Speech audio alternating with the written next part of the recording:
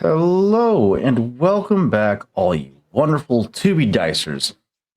It's a pleasure to be here on another wonderful Tuesday.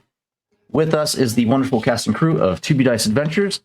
I am your host, Tarzan82855 on all social media platforms. You can find me under that handle.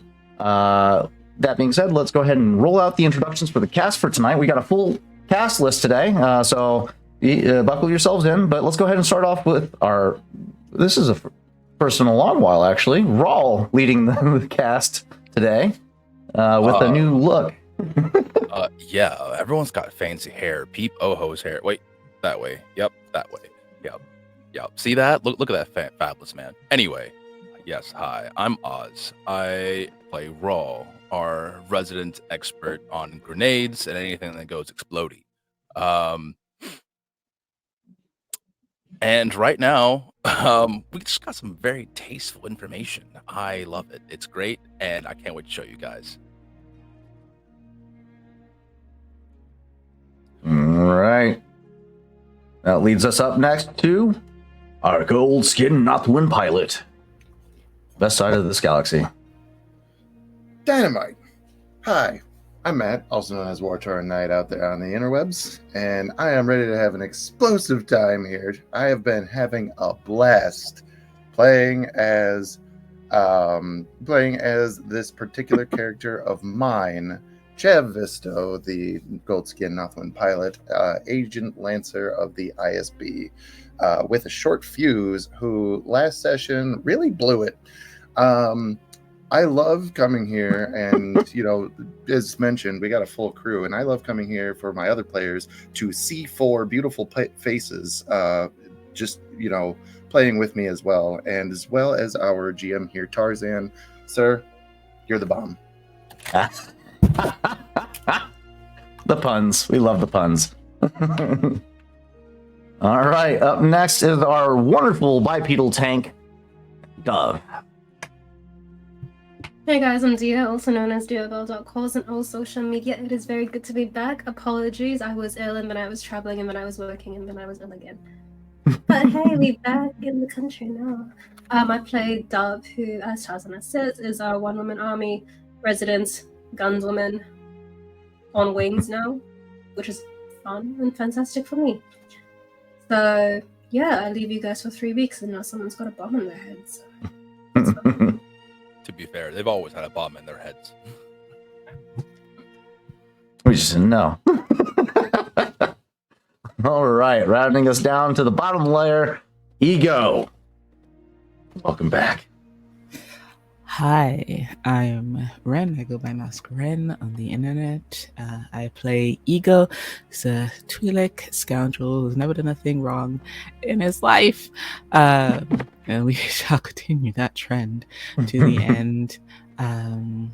Yeah, interested to see what's gonna happen here as the galaxy disappears. Mm-hmm. We're all gonna die.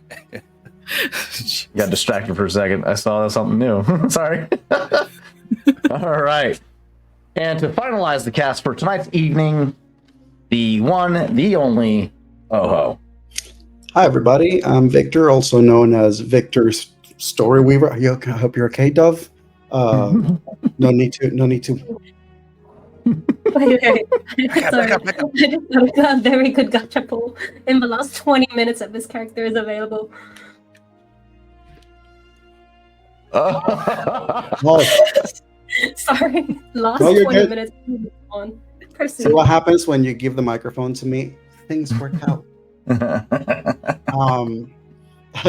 I play Oho, the one of the halves of the duo, the brotherly duo of Ral and Oho, the exiled brothers of Dathomir.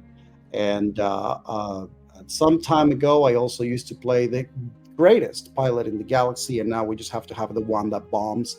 But it's okay, because he did this to himself by keeping up with the puns, and now he has to live with it because I'm the last one today introducing people. So yeah, playing Oho, who apparently seems to have to be more careful about his speech to NPCs, because even though he has very little leadership roles, he happened to have a very good one, and now it seems as though the party has to deal with a defector. So everything is great. Oh yeah, and Chav has a bone in his head. Love it. All right. Well, that's it for the cast roll call for the evening, but we do have announcements to make in regards to our other shows that we provide with 2B Dice Adventures.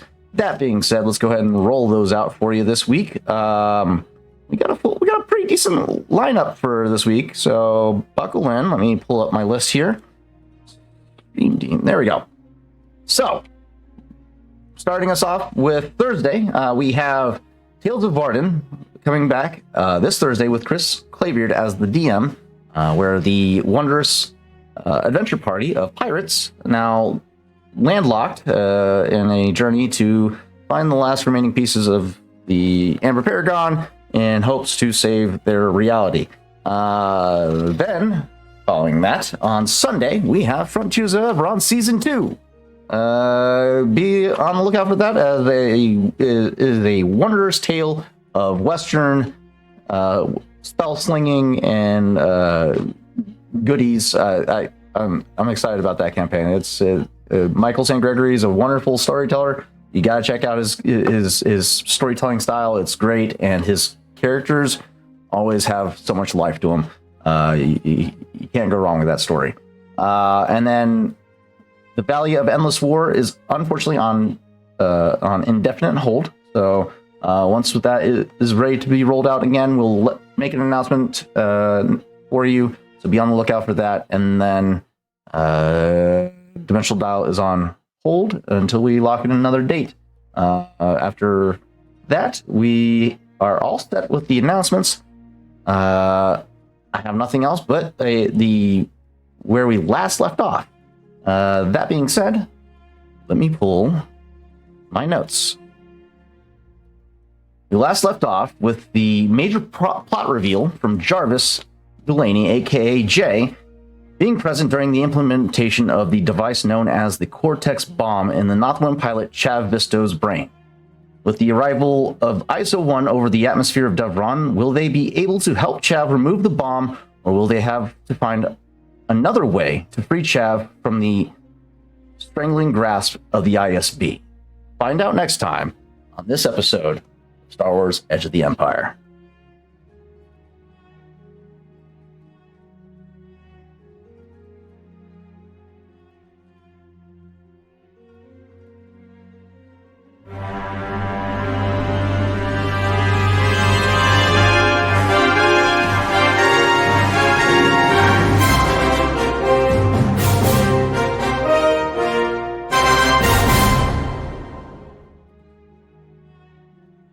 Our scene returns us to the outer atmosphere of Devron as the ship known as ISO-1, controlled by Isotech President Rom, emerges from hyperspace with a resounding boom as this massive bulk freighter enters into sublight space. The crew on the surface of the planet soon receives a hailing from ISO-1.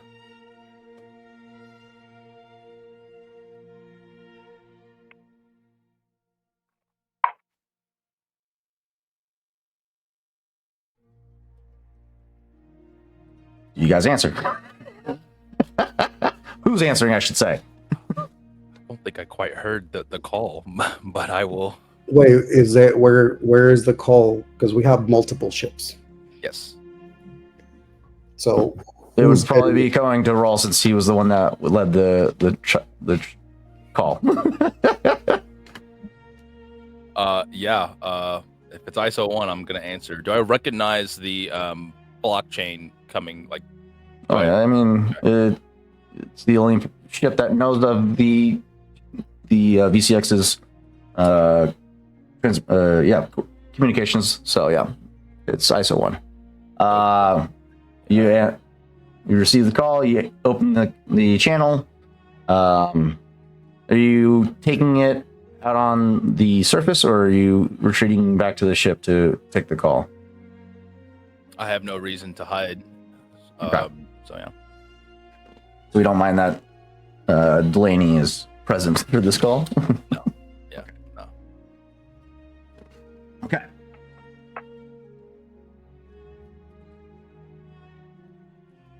Oh, this is Rom. Are you receiving me? Yes. Yeah. Who am I speaking to right now? It's Rom. Oh, Rom. Hey, how's it going? Good. Are you in the skies above us now?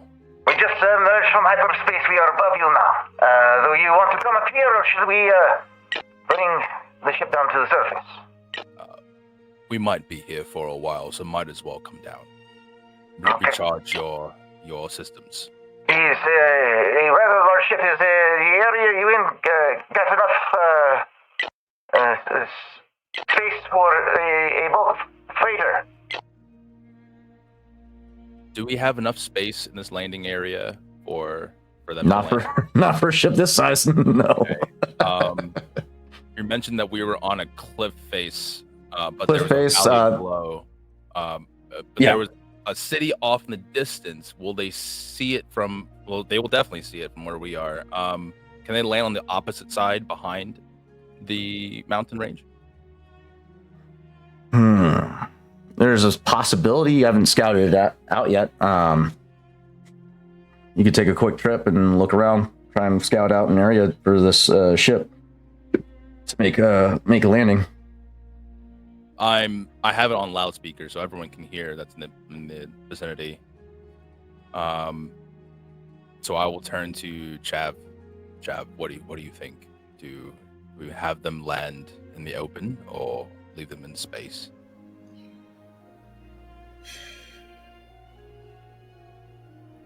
So they said bulk freighter. Mhm. We can't dock with them, can we? No, they have landing space. Probably not for all your guys' ships. You could probably dock though.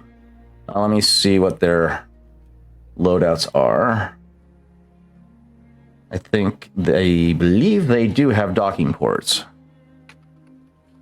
This is to be specific, a bulk freighter series BFF1 from Phylon Freight. Oh. That's Yeah, it's a It's- huge boy. that's big. Yeah, they do have docking ports on each quadrant. Looks like so 4 quadrants with docking ports. Do you have a silhouette of this? Silhouette 5. Oh, you mean the interior? Let's see. Well, Let's see. Do they have a loadout map? Oh, those are containers, not docking ports. Oh, Oh yeah. In that case, yeah. He would have retrofitted hangar attached to it, so you guys could land. what is the silhouette of their ship though? Bulk 5. Silhouette 5. Because the Chimera is a silhouette 5. I see what you're saying. Mm-hmm. Yes. So You would have to dock. You would have to dock. You wouldn't be able to land. Let's see. VCX is also silhouette 5. Correct. The Delta Shuttle is for Jesus These are- Christ. The Starfighter silhouette 4. The 4s should be able to fit in a retrofitted hangar bay. Yeah, but one of them. Yeah. So we could all go up on like the VCX. Let's see. Airlock, pressurized deck, Or the Chimera. searchlights. They don't have. The only problem is if we go up there, that's a risk of someone seeing us again. 1, 2. If we're all going up there, who's going to stay behind and watch the ships? 3. If people see that, they're going to come investigate. And if no one's down here besides maybe droids to Yeah, defend but the ship- we just discussed that there's nowhere for them to land outside of the city. Right, that's why I said opposite side of the mountain range. to land out there. Okay, works for me. So yeah, I mean, if it's the same silhouette as the VCX and the Northwind, then it should be able to fit on a landing pad. It's just going to be a little tight because this thing's a lot longer than both, as long as the two ships combined. That doesn't make sense. Let's see. This is meters. There we go.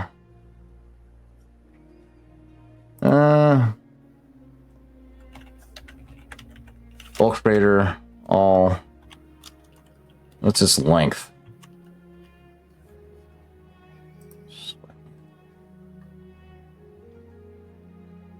75 meters. The Or Wayfarer, 120 meters. 120 meters? Yeah. Okay. The Wayfarer class medium freighter is 82 meters long. Okay, so just a little bit longer. So yeah, it'd just be a tight fit. So it could fit. You guys are definitely running out of landing space. Okay, so that being the case, then you would direct. Yeah. Tell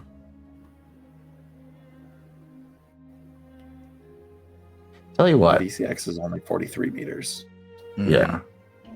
I think the smallest ship is Oho's ship that is attached currently to one of the other ships, right?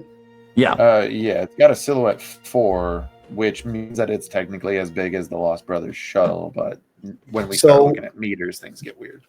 Right, but we're currently landed by the abandoned temple.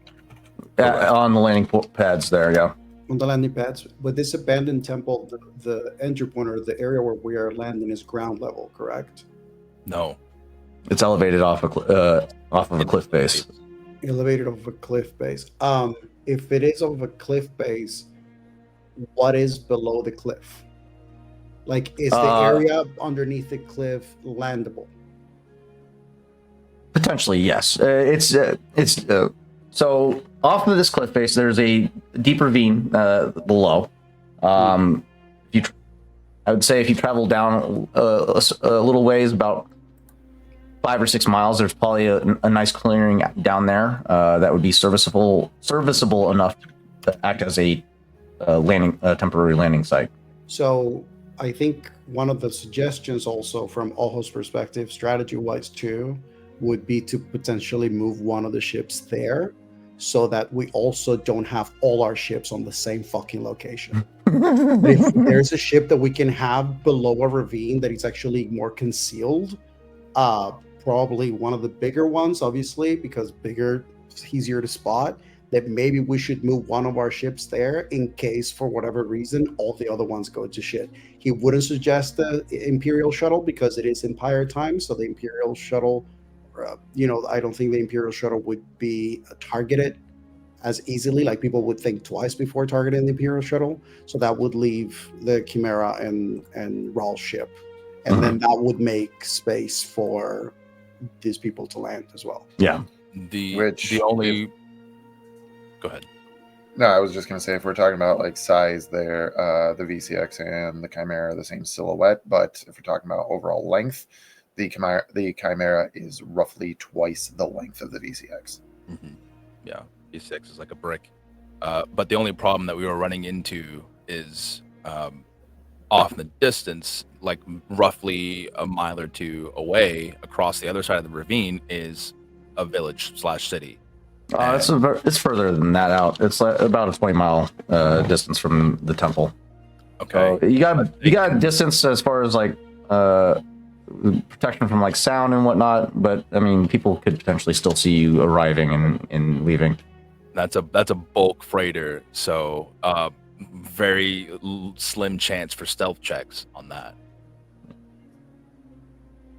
I would say this would also be the same time that Ego and Dove, you guys arrive into the outer atmosphere. Oh, great, more ships. Intercepting the ship ISO 1 as well. Believe, Dove, you've encountered the Isotech president, right? Were you there for that adventure on Chulgana? No, you weren't. Oh, The name does not strike me as You go familiar. what? Probably not. around, but not Dove. Yeah. That's funny. That's great. Everybody's meeting Rom today. But yes, so it's looking like you guys can try and make things work on this lane platform, or find a more open area for your crews in its entirety to meet up with each other to make a quick transaction of information and goods. How fast would it be to get to the top of this cliff? Like how much distance further up the mountainside would we have to go? So the temple sits at the midpoint of this mountain cliff face. So if you're getting to the M12, it's not even a 2-minute ascension. Raw will radio back to Rom. You give us a moment. We aren't exactly here and announced ourselves to anyone in the surrounding area, and where we are is visible to a city. If you could give us some time, maybe about an hour, we can find a suitable landing location. Not to worry, my friend. You find me a nice secure area to land, and I'll make sure all of my wares are prepped and ready for display when we meet each other. Much appreciated. We are also waiting on 2 more ships coming in. If you see them in your vicinity, please don't shoot them down. I'd appreciate it. Not to worry. ISA 1 has made contact with with 2 new incoming vessels. But we got best to avoid making any contact. That will be our flightless bird. Thank you very much. We will be in contact shortly. Very well. And with that, you guys have some options to work with here. Nothing crazy, but let's see. Go ahead and before we get started, let's go ahead and roll our luck points for the day with everybody here. Oh, we already did. Oh, did you? Yes, indeed. Did you now? Yeah, and then it looks like you deleted most of them. I didn't delete nothing. Well, somebody did. Ooh. We have 2 Yeah. dark side, 3 dark side, 2 light side, 4 dark side, 6 dark side in 6 total. dark side and 2 Six light. Dark side. Yeah, last week we had literally all light side tokens, and this is what happens. Guys, I don't know if I told you all this, but I have a bomb in my head. 2 more dark side and then we're set. That's crazy. You're in So, trouble. like, maybe we go and just sleep it off. Yeah, it's a sleeping session. We're just gonna Yeah. sleep the entire time. Yeah. I said we plant a second bomb and then try to take both of them simultaneously blindfolded. You know what? Ego, you should be pretty much healed up, by the way, as well as Raw. What do you have wounds and strain for? Trying to make life hard on himself. I used my ability to sense the area. That's what the strain is for. I did that. And then wound. I is just never residual healed. from that's right. Gotcha. Okay. That's right. I remember. Good. Okay. So that being said, we got our luck tokens rolled. Let us do a. Yes. What do you want me to do? I have so many things. This is no longer knowledge. This is surveillance. So let's go ahead and get a hard. Let's make this daunting perception check for everybody. I'll roll the difficulty. Everybody just rolls the perception that's on the planet. Oh, that Some was nice useless. Goggles. Yeah, buddy. So you don't want to cash a dark side token, Tarzan? It's not needed. Sure. No, I think you should for this. Like, Okay. might as well. So, after Rawl comes back, disconnects with Rom, you guys begin to look for a possible site for accommodation for one or two, or possibly the entire armada in the nearby vicinity of this temple. As you look down towards the southeast, there's a clearing that appears to be some type of training ground, where the wooded area has been cleared out. There's a central stone courtyard that was built to act as like a little miniature stadium for dueling bouts and whatnot. Off in the distance, there's various training dummies that were used at some point, but all are either toppled over, broken, and shredded from the years of neglect that this place has undergone.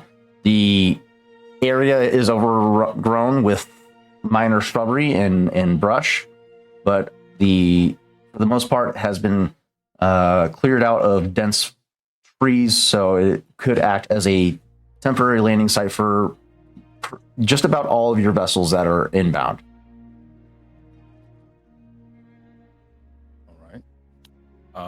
Rawl's gonna hop on his hoverboard and take to the top of the mountain and see what he sees with his macro goggles on the other side. Okay. You hop onto the hoverboard and begin to. Do you want to go with somebody? I don't think anyone's gonna be at the top of the mountain. He's not gonna go on the other side. He's just looking down. He's macro goggles. That's why he's using the board and not a ship. So I don't have to use a ship. Do you want to come with? Do you Yeah, want Jet, Do to I go want a chance to flying? use this fucking hang glider that I just got Yeah, I forgot. for free? You do have that. Forgot. Yeah, You sure. want to go flying? I can show you the world. Bitch, yes. Okay. All right. For those that are going on a trip in their favorite rocket ship, I'm going to need piloting planetary checks from you guys. Oh, yeah. Yeah. As you pilot +3. your ships. This is average difficulty. I'll roll the difficulty since you both are flying individually. Ooh, 3 failures. The hell? Why? Does your hoverboard have handling? Yes, a -1. You need to roll a setback die there, buddy. Why? Hang on. So I passed. Yeah. Jesus Christ. How many Too many. what? What? Too many. So he canceled out his only success. That means Rawl failed with 3 failures and 1 advantage. However, Chav, you watch as Rawl just does his typical thing where he busts out the partner and hops on it with little to no regard of the terrain that's surrounding him. He goes up this mountain and quickly learns how densely forested this mountain is. As he ramps up over the top of the temple, tries to ascend over the mountaintop, you quickly rush into the where would the gliders be stowed? They would have been stowed on. They would have been stowed on the Sith craft, unless you guys told them. The idea that I had is kind of putting them there, as part of the like, oh, this is stuff that was on the shuttle when we stole it. Yeah. Okay. So yeah, you rush in there, grab the hang glider, activate its repulsors, and take off to catch up to him. Just as he gets to about halfway up to the 3/4 way up of the mountaintop, he starts to encounter some dense foliage, and his repulsors aren't able to get him above the tree line, and he starts to bog down to the point where he starts bouncing off of low branches, and he's having to descend. You pass over. Are you passing up, or are you trying to assist him with getting over this foliage? Well, I don't really know how I could assist him in. As you pass over, you hear Raw over the comps, "Fuck me, that's what I get for not doing maintenance on the pond." And you hear the engines kind of sputter and die as he lands. Yeah, aren't you an outlaw tech? You could beef these things up, dude. Yeah, but I just haven't. So I've been focused on the frickin' droid. All right. So you're just gonna like, do you want me to stop? No, he'll just wave you on, and you just do your thing. All Chav, right. you are feeling the wind in your non-existent hair rushing past you as you ascend the mountain with this newfound toy that you got. This airspeeder paraglider. The repulsor lift engines humming with power as you push it to its limit, its utmost limits, ascending. Not to its limits. I will take it to its normal max speed of 3, just to kind of get to where I'm going, and then maybe slow down if need be. But we're not going to open her up. I'm not using like full throttle or anything on this, so which is a thing that I can do. In which I already did look, and if I used full throttle on this glider, I could be faster than some of our ships. Well, this is Wow. So yeah, you punch it to full throttle to its max speed and ascend up into the upper to the top of this mountain. There, once you get there, you find yourself centered in this massive valley, and you bring the glider to a stop and hover in place. As you take in the scenery, you can see the vast wildlife, avian life that's traversing across the sky. Various independent shuttles transporting the local populace to and from different various cities and towns across the planet. What is it you looking for? I believe to make sure that there's A, nothing hiding out that's evil, and then B, see if there's perchance a better spot to try to get everybody to land. Okay. In case. Alrighty. Give me a hard perception check. Hard perception check. Shall I roll the difficulty? Yes, and I'll give you 2 boost die for your point of elevation. Might I perchance have a boost die, even though the goggles that I'm wearing are targeting goggles, because they are designed to look for vehicle signatures, so that is easier to make gunnery checks. Yeah, sure. This is just like, shut up and fucking roll, man. Just do it.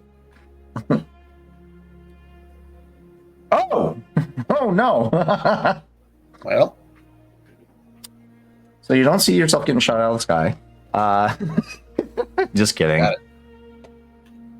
Got You look around. This area of the this dense jungle is fairly uninhabited. The nearest towns are about 20, 30 miles out in almost every direction. So you get a sense that this Jedi temple likes to maintain its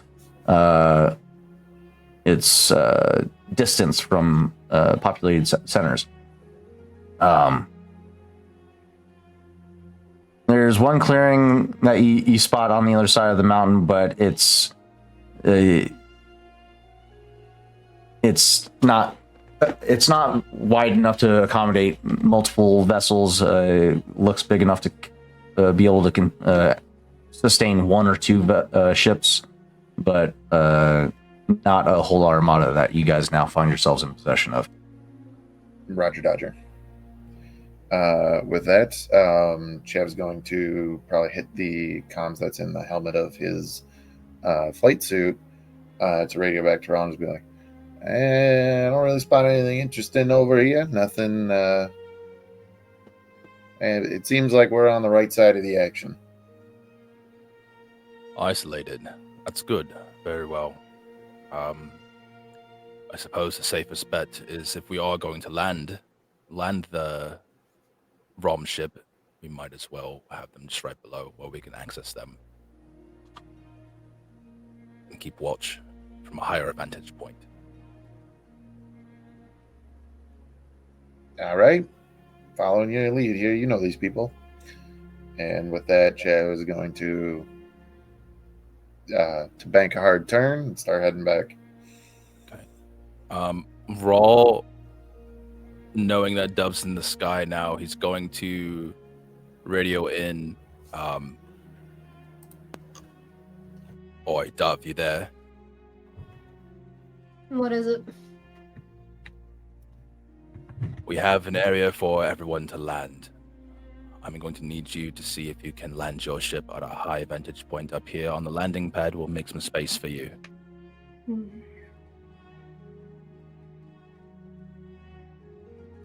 And the rest of you can fit all right. We'll make do. It might attract some attention, but we'll try to keep it on the lower profile. The smaller crew isn't capable of a lower profile. We'll just deal with it as it comes. Indeed. At the very least, we do have a saving grace. We will be able to see them before they can see us.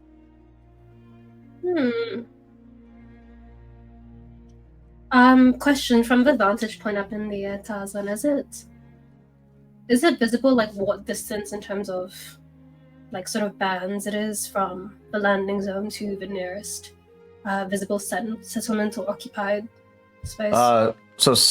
All settlements are beyond reach, but the landing area that Rawl's currently looking at in perspective of the landing pads that are located at the temple, I would say that would probably put it at the extreme range band, like the very utmost reach. So you're pushing your weapons capabilities if you have one that it can touch out that far, but it is doable.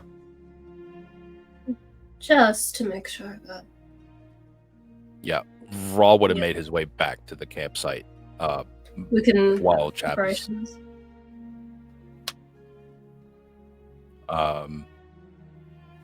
Okay.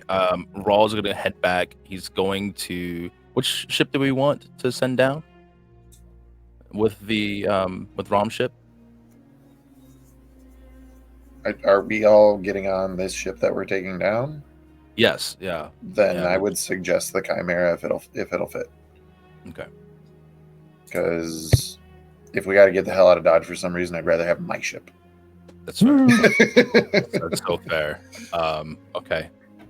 Even though I will say, like, oh fuck, maybe it should be the VCX. The VCX does have better combat because it's got 3 turrets. Well, yeah, it's got 3 guns on it as opposed to 1.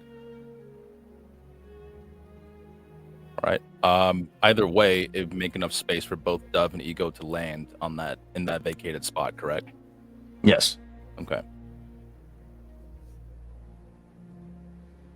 I think Goho is going to try to communicate with Chav and Raw. For brevity, I'll say once he gets the information about, it seems like everything's in the clear. There's no other locations that maybe have more space. He presents to them.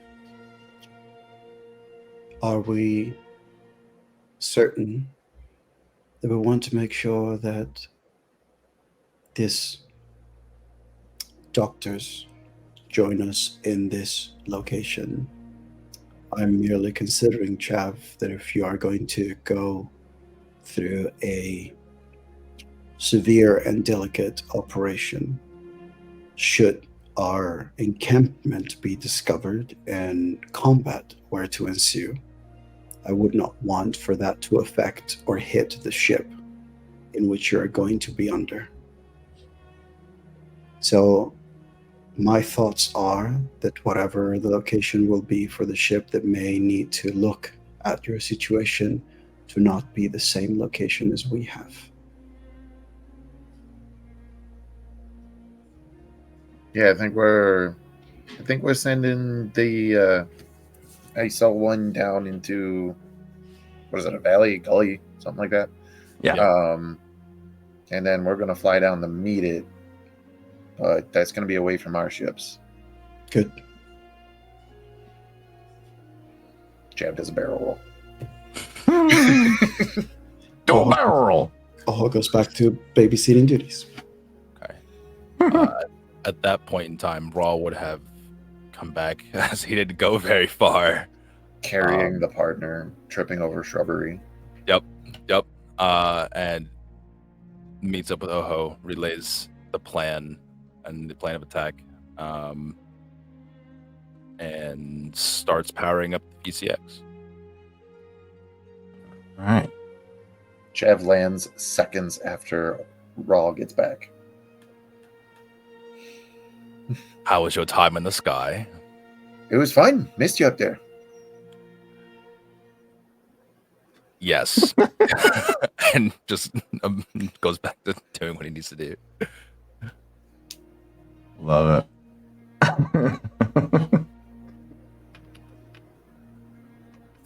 Okay.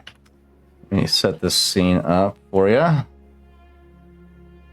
This one's going to be fun. I like this one. I need my maps. My map specifically. There we go. Okay. So, you guys make your preparations, begin spooling up the engines of the other vessels to prepare to disembark and land it down in the mountain pass. Yep.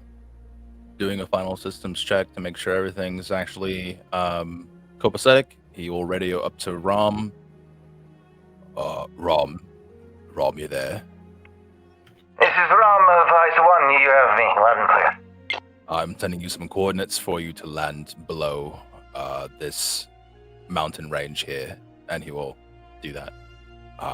Please try to be as stealthful as possible, as, again, we don't know exactly who is here and who might cause harm. This is going to be a bit of a challenge. It's a bulk freighter with 4 retrofitted hangars attached, so I'll do what I can. I understand, but I have full confidence in you. You can do it.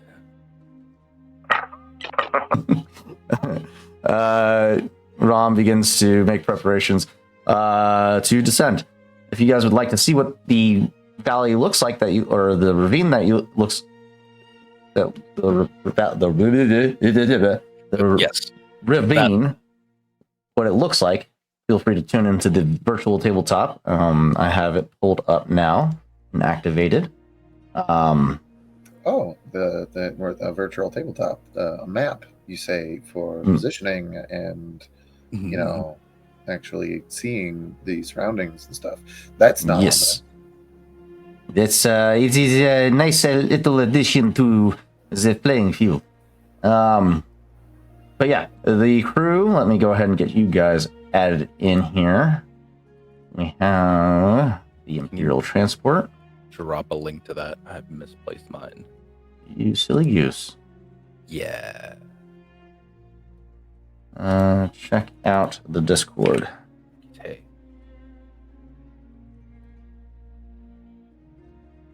Okay, Imperial Shuttle's up there. Dove.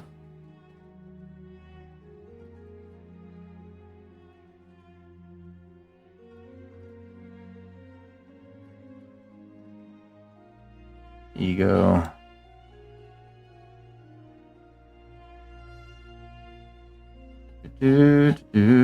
Oh, I need to get more ships.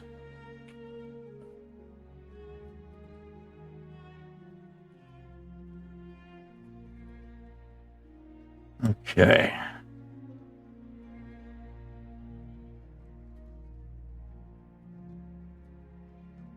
VCX.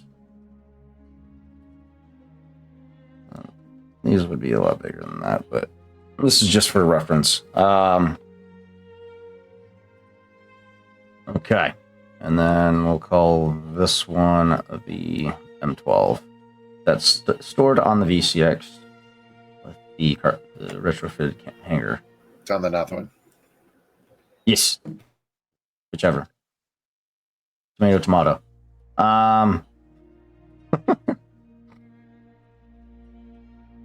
So if you take the Northwind, you get the benefits of having a starfighter at your disposal.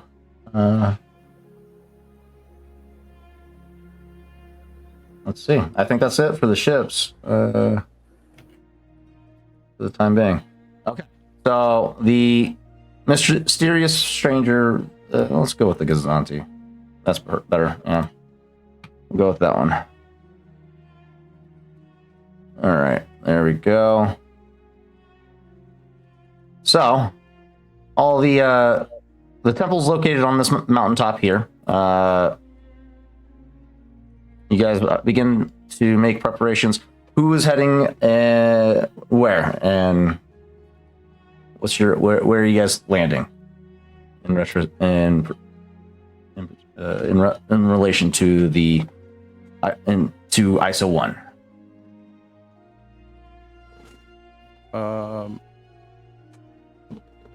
Can I ping? Can I ping? There we go. Probably there. Next to the tree line. Give this to... Nope, that's not Dove. That's Ego. Give that to Ego. Ego's token.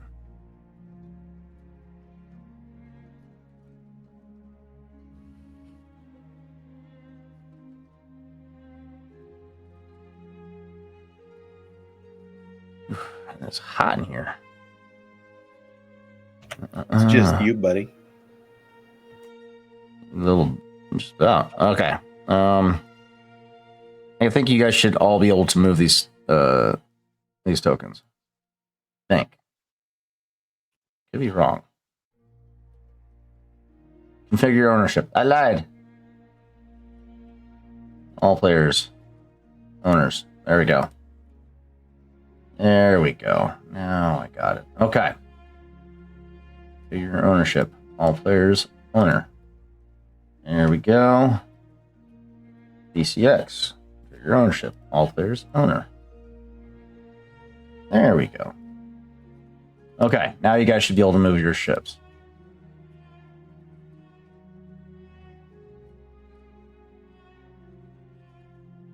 There we go.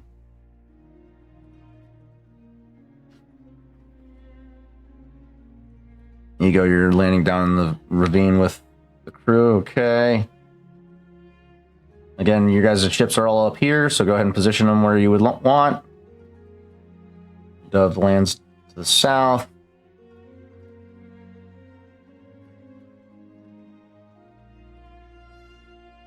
This lands right up next to the ship. I don't have a Wayfarer. Why don't I have a Wayfarer? Because you hate me. You You put a bomb in my head. That was your fault. She dropped a bomb on me. Shouldn't have gone to sleep near the the ISB. I didn't have a choice. That was great. We always have a choice. No, Oz, I wasn't here. It was definitely my fault. That's funny.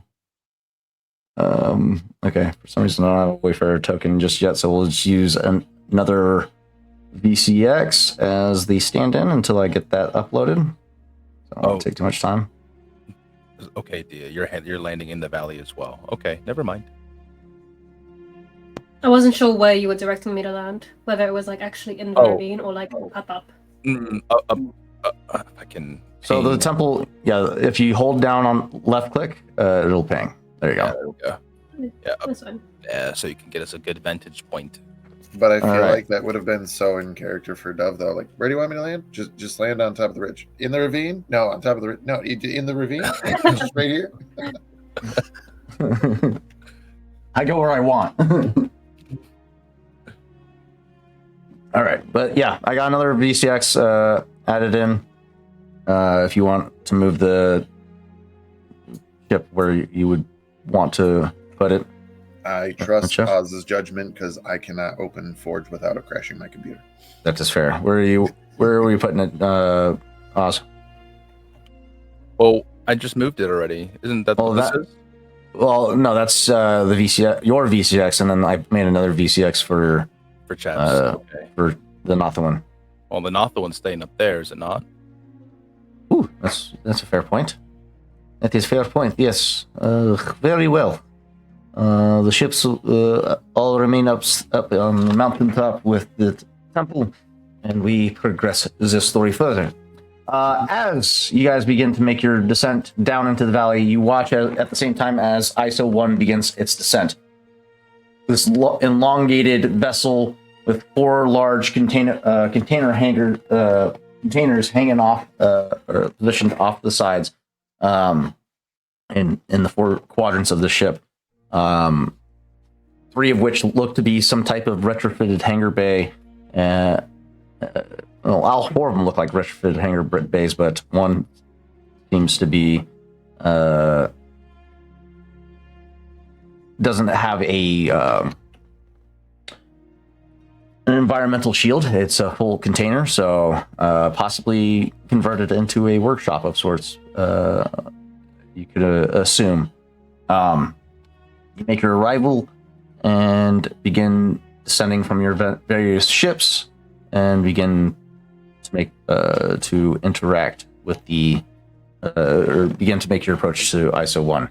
There on the ground, standing there to greet you, the familiar blue-skinned Twi'lek, pirate-esque president of Isotech, Rom, who greets you warmly with a smile and open arms as he sees his favorite crew who arrives with his beloved VCX. Welcome. Good to see you all once again. And how's my ship treating you? She's sturdy. She's in one piece. That's all I can say. I can't help but notice you got a couple scratches on her. I said one piece, did I not? Mm-hmm. Yeah, she proves pretty reliable, no? Indeed. We have been on quite the journey to get here, to say the Yes. least. That would be very evident here. It's a pleasure to see you all again. I don't believe I had the pleasure of making the acquaintance of some of your compatriots here. Hello, Oh, yes. I am Rom, president of Isotech Ideal and Various. Thesis is we also delve illegitimately in some of the more black market-esque, such as like aesthetics of the cybernetic variety that aren't widely available on the public market. And Rom here is a specialist in the business world in his own right, for sure. Yes. Oh no. I'm just a warm, charismatic face. My sister is more the brains of the operation. Don't say brain.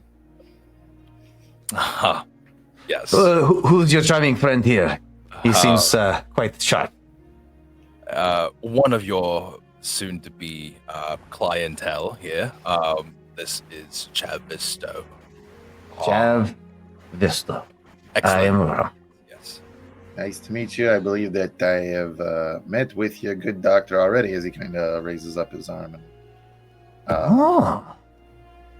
and kind of does a little bit of like flipping the credits between his fingers and stuff like that. It's a very impressive work. She does good work, no? She does. I hope she can continue to do good work. I'm sure she'll be pleased to see her how her products have been faring out in the field. And who might the rest of you be? Your rapscallion Twi'lek behind you there. That's Ego. Quite charming fellow indeed. Hello, Ego. Yeah. Greetings, Rom. So, And last but not least, and he will reach behind him and put a hand on his brother's shoulder and pull him forward because he knows he's trying to, be as stealthy as possible. Oh no, Oho actually right now is standing right next to Jay. Because okay. Oho, we brought Jay? no, Oho is up in the still at the top hole.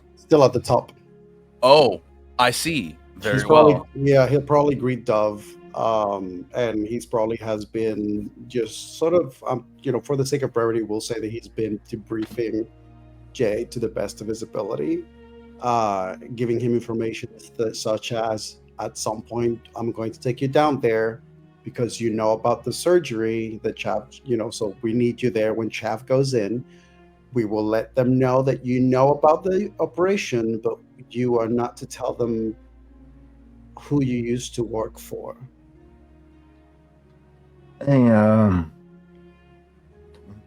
Yes, understood. From now on, it is very simple. You say only what is needed.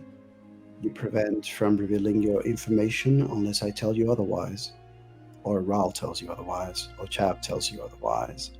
The important thing right now is survival. You understand that? Yes, sir.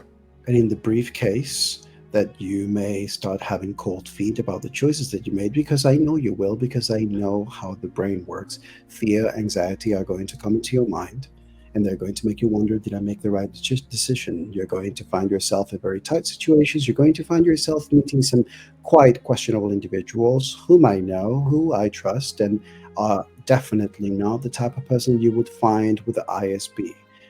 You're going to wonder those things. You're going to think, perhaps if I go back right now and I ask for forgiveness, they will accept me and bring me back, give me my job, my family will be safe, and everything will go back to normal. I just want to make sure that you understand that from this point on, there is no going back.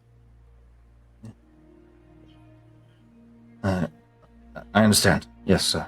Should you find yourself have any of those thoughts, your duty, your order, if you must, is going to be to let me know. Communicate that with me. If you need guidance, you ask. If you have questions, you ask them. You make sure that you are discreet about it. Discretion, important to survival.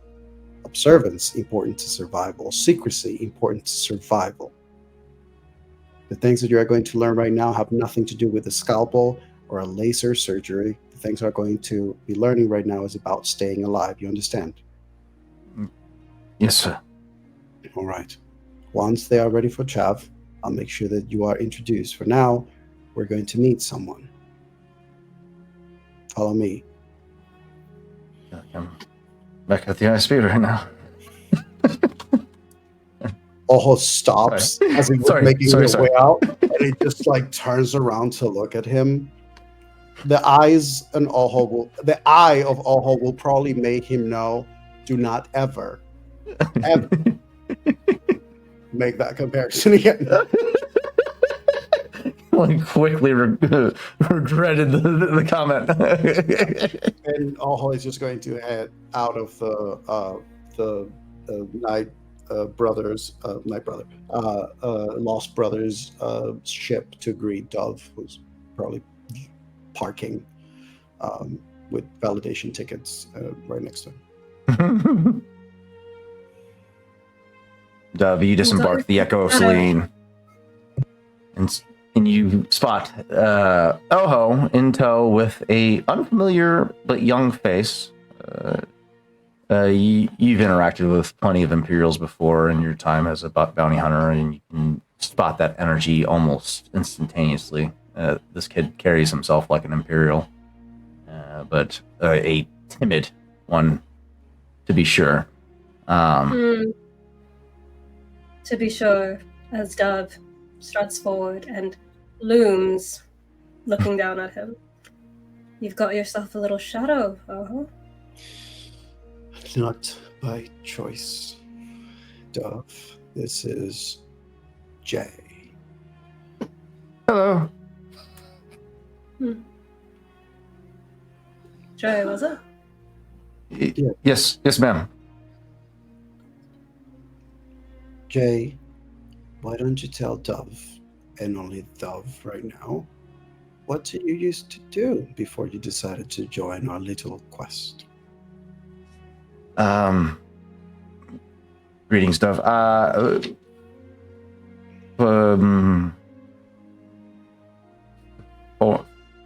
Former petty officer Jarvis Delaney of the Nullifier was a part of the medical corps within the Imperial Army.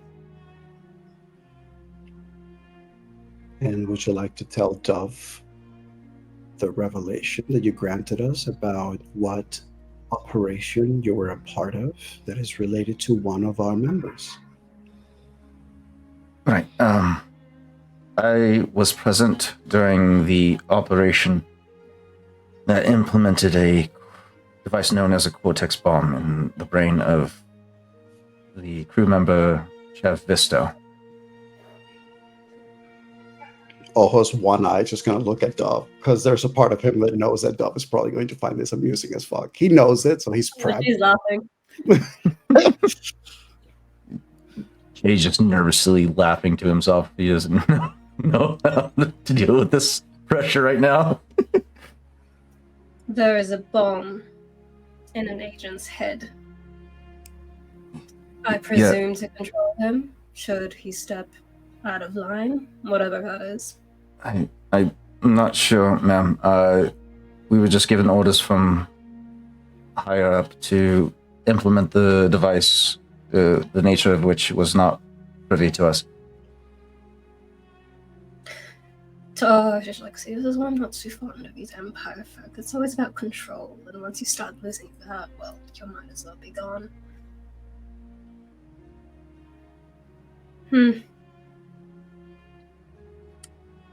And I suppose it is in the best interest of our little gang to disperse of it. Deactivate. Indeed. That is part of the reason of why they are below the ravine. There is a ship that is meeting them there. I will be taking Jay as well to make sure that he can provide as much assistance as possible regarding to him being present in the original operation.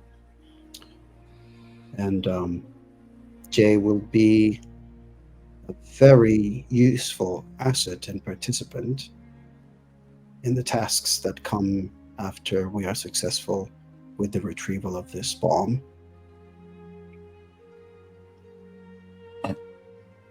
Yes, sir. Oho turns to Dove and just gives Jay like a signal of wait here, and just sort of gestures to Dove to just walk a little further away, get some distance from Jay so they can talk privately.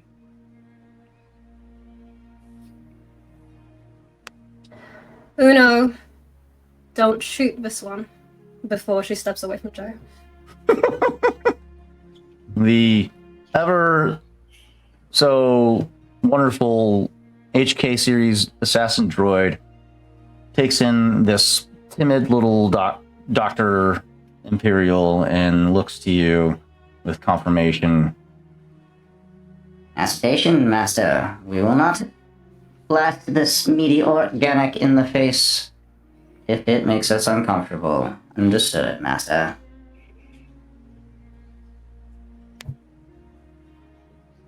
Good job. And she will follow after her. Once they are in a safe enough distance, Oho is just going to say, "It was not planned. I spoke to the kid at this ship, and he understood some of my words as an encouragement for him to join us and follow our calling, as if we were some sort of revolution or part of the rebellion, which I guess is fitting considering the tasks that we have at hand. That being said, I may have a favor to ask." If it's any consolation, my kid wasn't planned either, but now we're stuck with him. Usually for the better. What's up with this favor? I suppose that is part of why I wanted to speak to you, other than the fact that we, as much as I, to this point, believe and understand that this kid is earnest about trying to find a different way to live, I also am aware of the people that he just decided to abandon. I did my best to convince Kilbolt that the situation was a choice, was something that I intended from the beginning to prevent dangers for this kid. Now, I am aware that he has family in Coruscant. While I understand that Kilbolt believed, to the best of my knowledge, what I said, I still do not think that this kid's family is going to be entirely safe. Now, I know that you have contacts, and I just wanted to ask of you if you could put a word to make sure their family is potentially observed, watched over, or at least investigated, make sure that it is true that they are there, and also if there is anyone who may seem to be keeping a watch on them, to learn about it. Something tells me that if this kid is going to go into the wrong hands or is going to fall back to his old ways, it's going to be because they're going to threaten them as something that you understand very well and closely yourself. I'm just trying to jump ahead of the curve and make sure that his choices are not altered for the wrong reasons. His family, do we know if they're of a station enough that others would take interest in them, if not for him? I don't think I know that. However, something tells me that the moment that he decided to join us, they will become of interest. If Kilbolt can use them against us, for the kid to either betray us or the rebellion once we get there, that is definitely something that I want to make sure that I cover.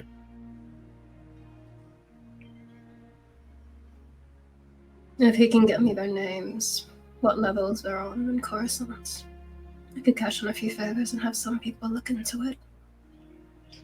Thank you. Just this once. Once. You know that if you ever need a silent blade, I'll be happy to return the favor. You buddy. And I think with that, unless Dove has anything else to communicate to him, he will, return to the group and prepare to check with Raul and Chav about the situation below, so that whether or not they're ready to bring the kid down. Gotcha. Before we get to that, we'll transition our scene to the interior of ISO 1 as Rom is giving you a tour of the mobile base. That is, we've attached several retrofitted hangars to to ISO 1 to accommodate all of our various guests that we have arrived. Two of which is situated to house another ship for temporary relocation to, while they get surgeries done and whatnot. But the other two is storage and workshop, which Dr. Cortella has quickly made it her home of sorts. And if you follow me down this corridor, we'll make for Dr. Cortella's lab, and we'll reunite some of you with once again. A doctor who lives in her lab. Where have I seen that before? Rom takes you through the blast doors as it opens. You see this pristine, massive lab, as massive as a cargo container can get. She has various assistants throughout the lab, experiments all strewn across in a neatly orderly fashion. You see legs, prosthetics on one stand, a set of cybernetic arms, a couple of cranial implants, so on and so forth. This woman has been cranking them out, and as you turn towards the rear of the bulk freighter, you see her currently with protective eyewear on, soldering some components to this prosthetic arm that appears to have a blade currently extended from the middle knuckle of the arm hand prosthetic. And as she finishes soldering, and she just sets the arm down carefully, presses a button on her command console, and you watch as this blade quickly retracts, and she sets it up on display. As she hears the doors open to her lab, she turns and looks at you, lifting the one protective lens to spot the group. Rom, what do you bring to my lab today? Rawl still talking to Rom as he enters, and he's looking around at all the shiny new toys. Wow. Rom, you and the good doctor have been quite busy, I see. Yes, she has made me pretty wealthy in the field of cybernetics. She's quite skilled at, and beyond her years of experience, her skill is quite astounding. Dr. Kratala kind of starts wiping her hands off on her on a tech cloth, and starts making her way over to the group of you, pausing in stride for a moment as she quickly takes in both you and Chav, quickly realizing who it is. You watch as her one eye kind of remains locked onto Chav's arm for the most part, and is just taking in and examining. And actually, let me add them to the table, and I gotta do a quick check. While you're doing that, Chev, seeing Rawl look around at all the shiny new toys, he's gonna lean in and whisper and just be like, "It's too expensive for you. It's gonna cost you an arm and a leg." I'm sure you have a very good experience with that, now don't you? Some would say firsthand. Would you like a second hand? Hey, maybe after a few stiff drinks. As you're saying this, Dr. Kratala walks up to you and takes your cybernetic and begins to stretch you out to get a full range of motion with the arm, and examines it. You made alterations to my work. What? Why? Why'd you do that? I wasn't conscious. I'm sorry, it was short notice and we didn't have a choice, and you unfortunately were not on hand. 1 second. And she begins to, you watch as her cybernetic eye begins to twist and refocus as she begins to examine the components into Chav's arm. And she is going to do a quick mechanics check. Can I? Oh shit! I was gonna ask if I can give her a boost die. Oh, she does get a boost die because this is her work. I should have calculated that in. But what would you? Anything that I remember, like Killbolt or a doctor saying that they did, he would relay that information to her. Okay. Killbolt told you about the integrated scomp unit to interface with the Lancer. I think that was, and then the slicer kit that was integrated. Yeah, you got a slicing kit and a scomp unit. So the scomp unit was basically integrated with the slicer gear. Okay, cool. So yeah, 2 boost die. See if that changes anything. No, not really. You watch as she quickly scans over this prosthetic or cybernetic, and you see her face. Her expression is like visibly displeased that somebody had the audacity to make alterations to her life's work. Somebody that she, you get a sense. What's your cool? Let's see what your cool is. Not good. So you don't get a sense. No, my cool is never good, and you keep having me roll cool. So yeah, you don't get a sense at all of what she's feeling, but you can see visibly on her face she's very, very displeased with the alteration. She's finally releases your arm and turns to the rest of you. What do I have to owe this pleasure? What brings you here today? Quite a few things actually, but in the last few hours, we had we had a request kind of jump up the priority list. Chav kind of thinks for a moment and says, of course, would love for you to take another look at this, make sure that everything's ticking the way that it should, even though somebody else dared do anything to something that you were working on. And then Chav kind of like pauses for a moment and goes, I also would need a hand with a potential that there might be an incendiary device lodged somewhere in my cranial cavity. She looks at you quizzically, not sure if you're bullshitting her, but as you maintain the same level of energy and expression, the reality of the situation sets in for her, and her expression saddens for slightly. Could have dropped a bomb on her, Chav. You have a what now, Chavisto? Oh, yeah. He speaks of a Cortex bomb.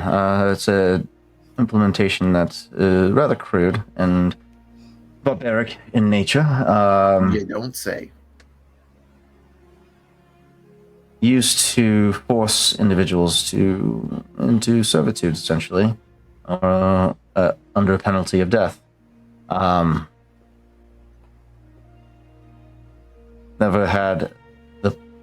have had the pleasure to have never worked with such a device, nor will I ever.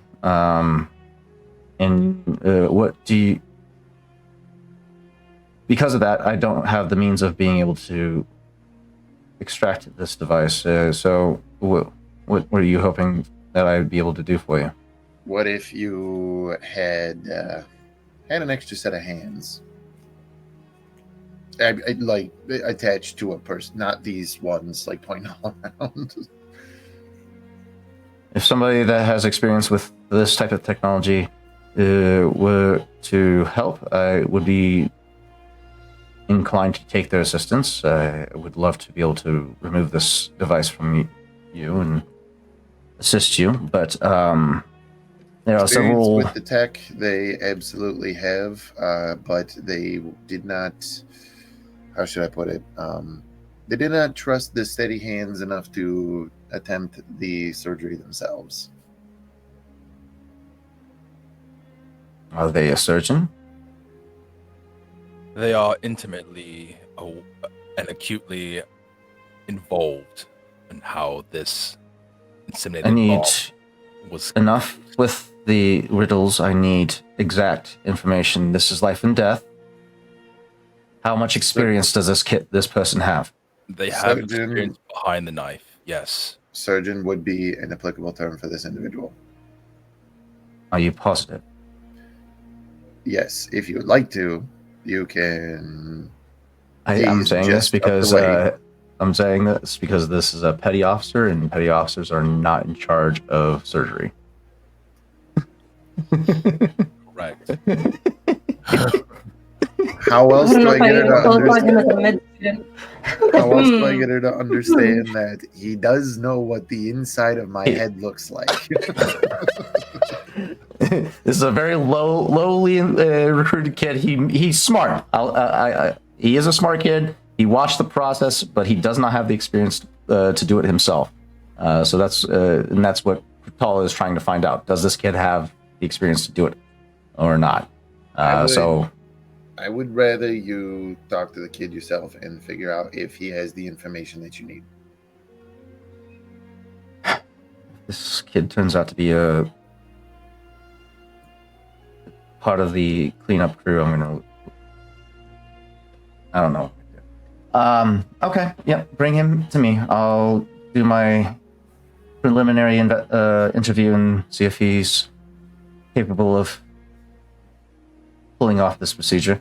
There are other contingencies that we must account for. These devices usually come with fail-safes in place to prevent tampering.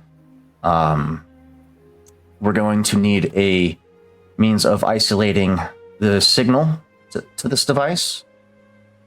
Should the person in control over this device detect that you are tampering with it, he could remotely set this device off himself and ultimately render this whole surgery useless.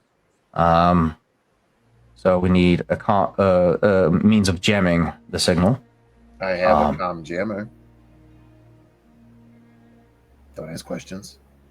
I think we're in the right place for that, Chav. She gave me a look, all right? She gave me a look. I'm used to the look. Jammer, that might be sufficient. And I am going to need tools.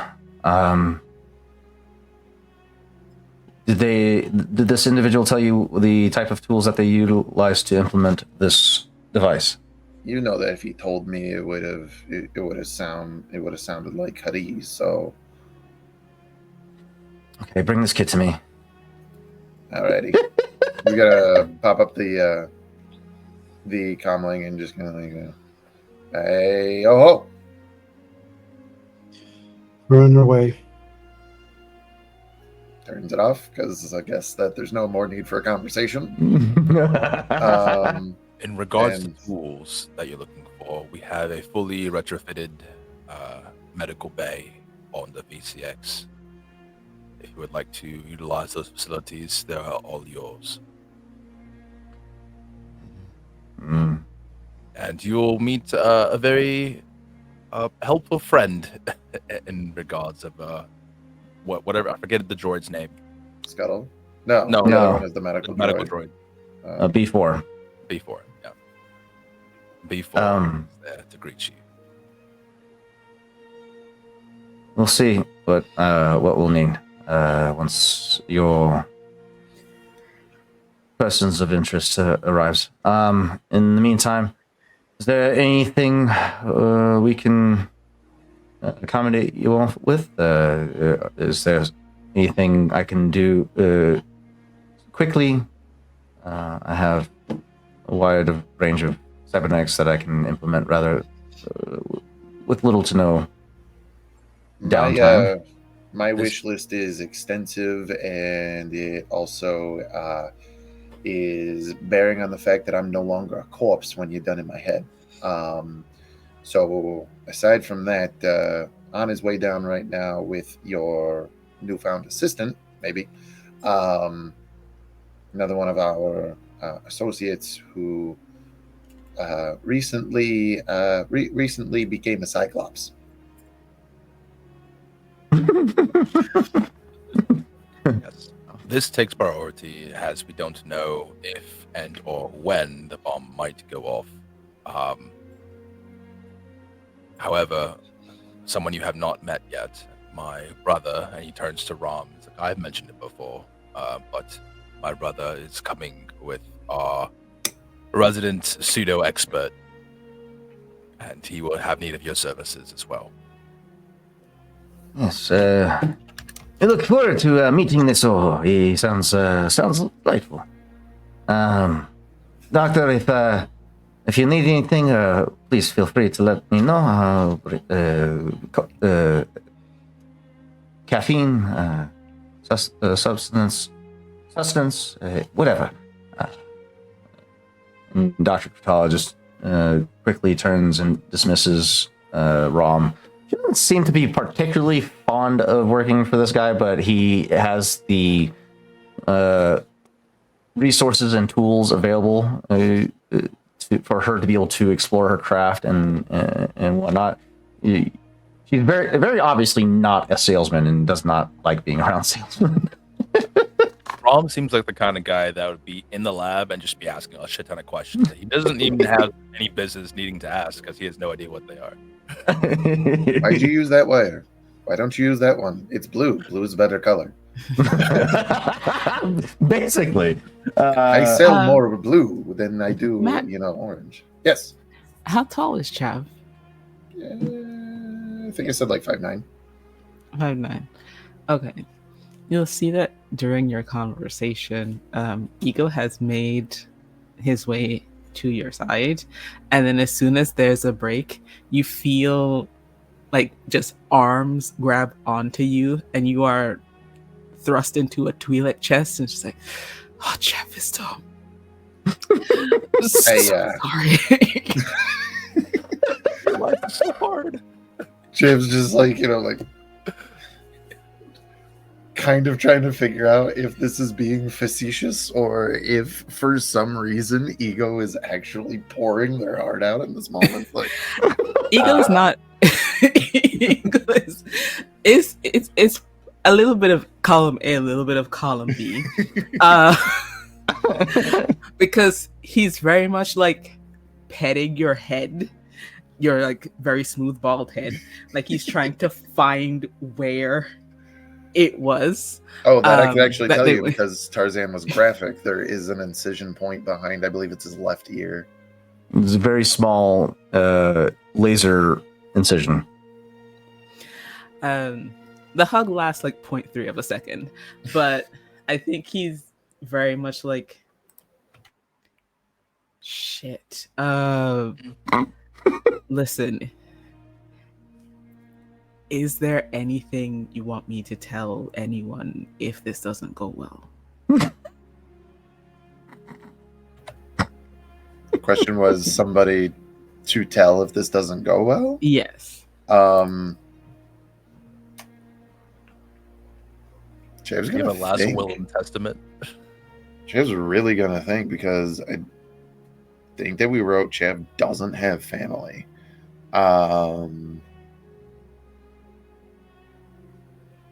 So, and like pretty much everybody that he would say you need to tell is here. We'll probably understand as soon as that happens. And he was kind of thinking about it. And he goes, well, you should probably talk to the bartender at the slag pit and let him know that I will not be paying that tab.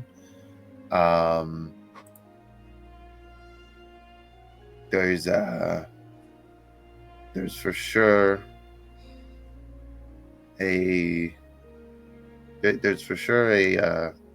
oh man, back in Coruscant actually. Been a while since I've been there. What was her name? Should probably let her know as well.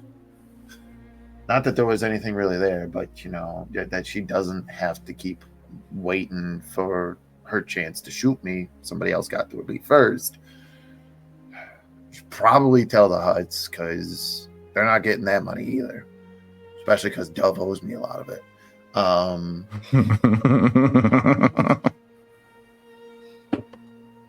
And Gilbolt, just tell him fuck you. Who's Kilbo? Yep. And Chav's gonna turn. Yep, that's the appropriate response. Oh man, Rom looks considerably confused at this whole back and forth. Like, Gilbolt is a strange name, no? What is this Gilbolt? Where is he from? He's just a bounty hunter, right? That we know. Don't worry about him. Honestly, very inconsequential. Interesting. He sounds lethal. Must be good at what you do. So, He likes it. So. It's probably about this time. Oho, you arrive to the valley with Jay. There's a notable security entourage that stands guard outside of the ISO 1. Not like an army, but enough of a presence to put up a fight long enough to make an escape. But they're briefed upon your arrival to let you through, and you make way into ISO 1 uninterrupted. It's at that point where Rom is leading the rest of the group back to the airlock where you have began your ascension with Jay in tow. And Rom puts on his salesman smile and warm greeting as he sees you. Welcome aboard the ISO 1. You must be Oho. Your brother Ro has spoken of you quite a lot. It's a pleasure to make your acquaintance. Pleasure. I'm Rom. That's your brother. I got it. It doesn't run in the family. I think currently with a bandage over his eye, sees the whole energy and demeanor of this guy, and is just looks at the hand, looks back at him, and just goes, "Pleasure." Man, the mystery, I like it. Welcome aboard ISO 1. You need need that taken care of? You seem to be needing medical attention, no? Perhaps, although I would like to make sure that Chav gets priority. And who is this charming young fellow that's with you? Is this who you were speaking of that has experience with the device inside the gold one's skull? Yes. Pleasure to make your acquaintance as well. Again, my name is Rom. If you need anything, I am the man to talk to. But please, let's make our way back to Dr. Kurtala's office. She is eager to speak with you. And Jay just looks at Oho expectantly, keeping in mind what he said, not to say anything unless he needs to. Is just the quiet observer and waits for direction from Oho as he looks at the rest of the group. Walking and sort of like pauses, so he's still standing there, just kind of gestures. If Jay is following behind everybody else and Raw's like right there at the door, he's gonna like put a hand on his chest and like stare him in his eyes. You follow everything that Dr. Kurtala tells you. Understand? That is my best pilot. That's gonna be on that table there. I swear, if you do anything that jeopardizes his life, you will not be a very happy camper.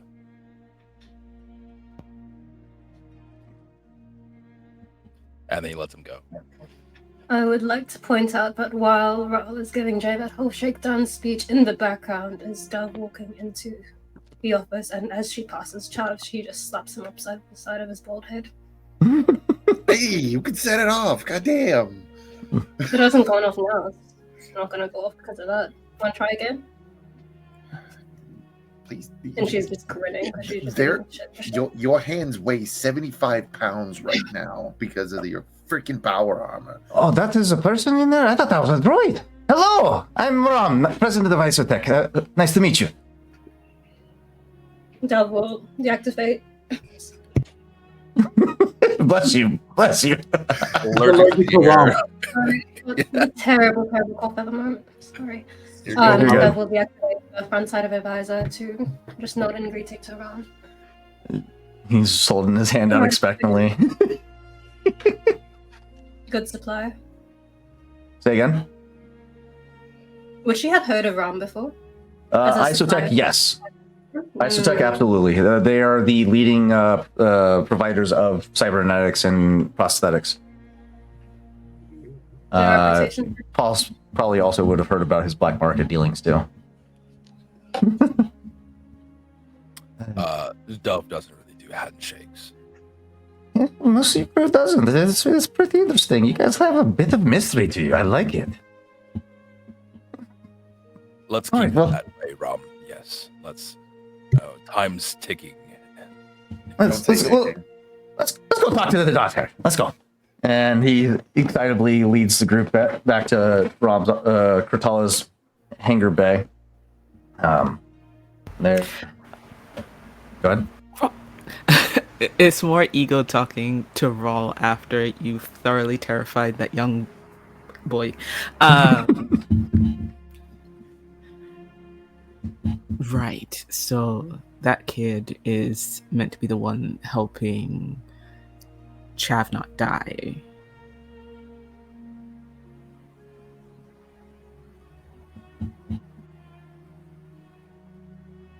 Yeah, of a sense. Mm-hmm. Mm-hmm. There's very slim pickings of options we had. Okay. For context for both Dove and Ego, this kid is about 27 years old. Very young kid. Where is my... There he is. 27, 5'11", athletic build, short brown, militaristic cut, brown eyes, fair skin. This kid very much has this air of college kid, just fresh out of college kind of vibe. Green as you can be when it comes to this field, but he seems very sharp and whatnot. Kind of. I mean, Ego's only like 35. So, but I think Raw Ego just goes, so your brother,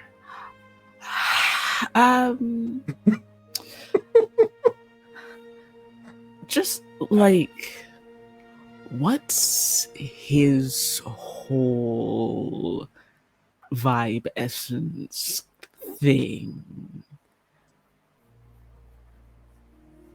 You know, I'm still trying to figure that out myself. As he is not the same as when I last saw him.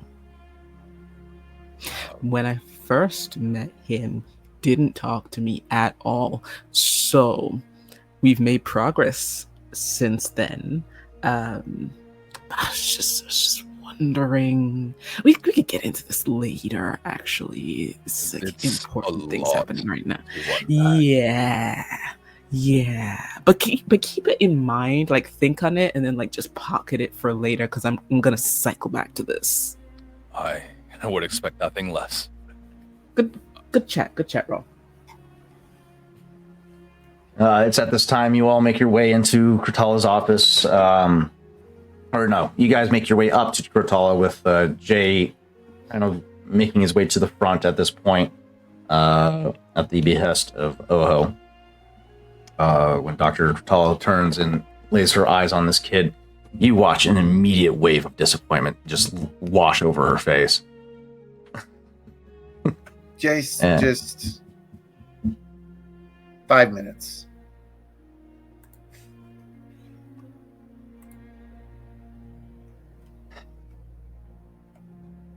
Good evening. What is your name? looks to Oho immediately. Just tight-lipped until he gets a word from Oho. Oho considers for a moment. Rom is still in the room. From everybody, yeah. You got assistants off in the various points in the room. This is Jay. He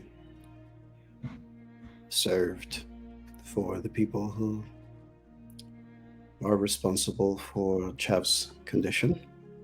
And while I'm certain he is not particularly a fully fleshed medicine person, I believe that considering they were in the room when Chav was implanted with this device, he is certainly much more advantage that we would have were he not here. There's an extreme difference between somebody being present in a room and somebody applying a cranial implant. And this is when Jarvis speaks up. I understand my experience is not favorable. And you watch as he begins to speak, Tala's eyes widen quickly in reaction to his voice, his mannerism, his cadence. Always just going to be eye on Kartala. Just the... So with the two of you, you immediately pick up fear. You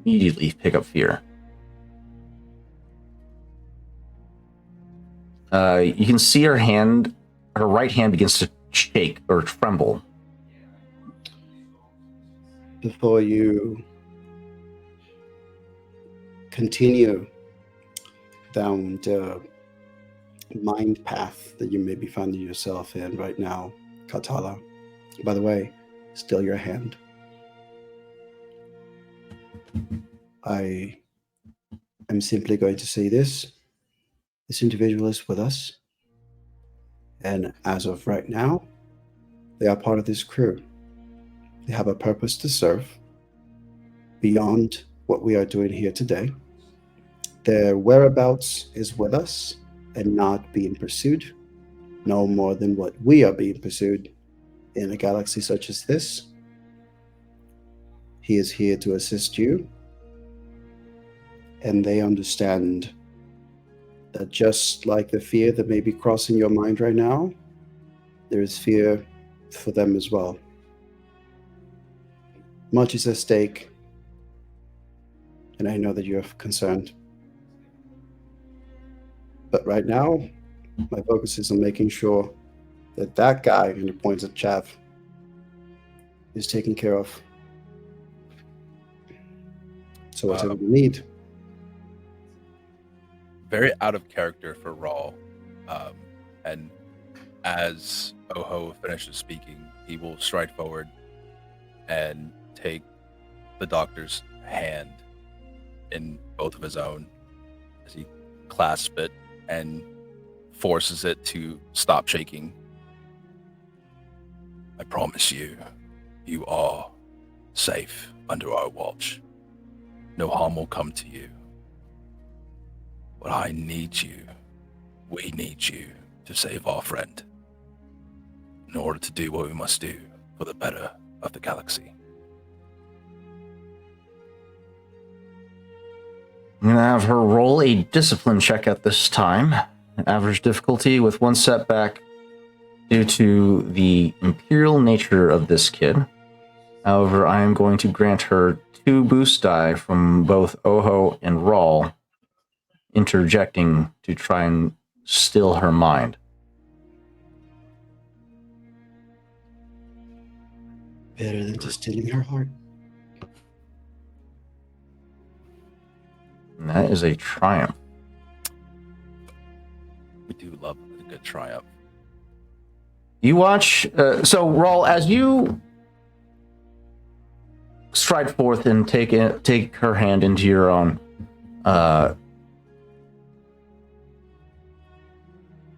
that fear and anxiety that was building up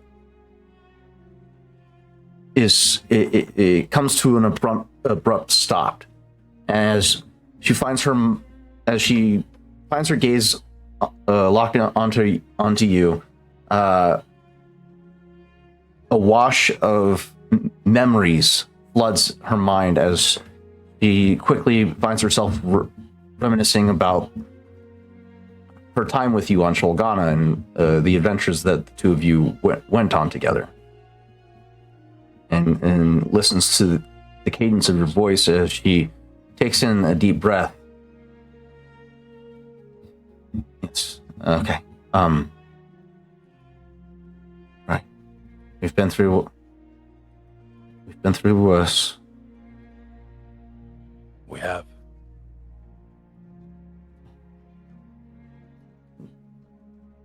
Medical assistant from the Empire can't possibly be that much of a threat, could he? Not for your mind.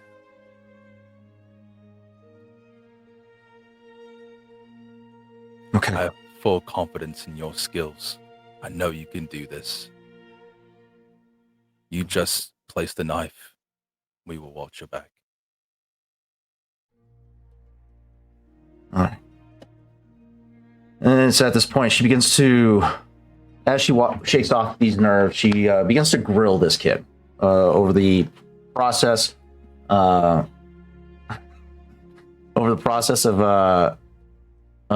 how this implement is implanted into the subject, the fail-safes that are put in place to protect this device from being extracted without authorization, and so on and so forth. And this kid is giving a very detailed breakdown of everything he's seen. And it quickly comes to everyone's realization that this kid has photogenic memory. And as he perfectly recalls the entire process of implementation of this device into Chav's brain. He does not have the skill to pull this off, but he does have the means of explaining on how to do this. And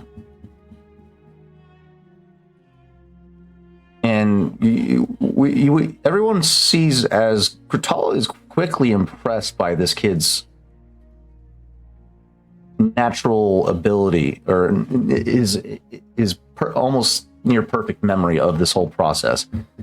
And it's at this time that we start winding down to the end of the conversation as she starts to go over details of what is exactly needed to safely extract this device from Chav's brain. In order to extract this, we're going to need several means of protection. Some type of jamming device is paramount to prevent the master switch from prematurely detonating the cybernetic. Laser surgical tools, if you have any.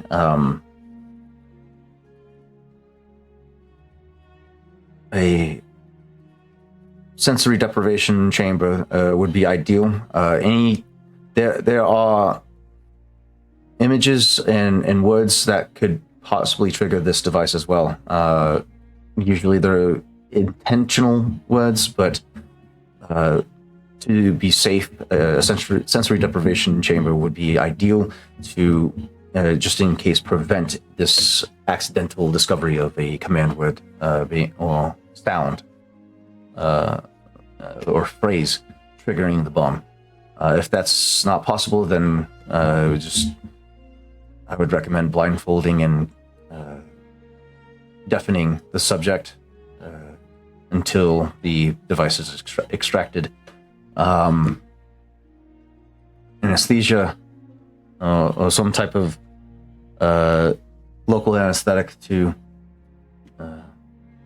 help numb the targeted area to is a very invasive process. This will,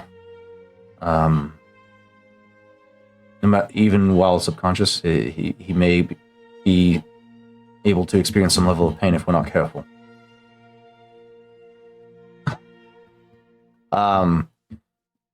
Pratala and Jay begin cultivating a list of instruments and devices needed. Pratala brings to the front, the forefront, that there's already a comms jammer on hand, thanks to the pilot, Chav. But some of the other implements needed requires some legwork, as she does not have laser surgical tools within this facility. VCX, maybe? Possibly. Actually, more than likely. Dr. Best was pretty... lightsaber? Dr. Best was pretty thorough about his medical equipment. Being said, the two of them turn to the rest of you with this list in hand. This is all the implements that we'll need to... this is the list of what we need in order to successfully extract this device. While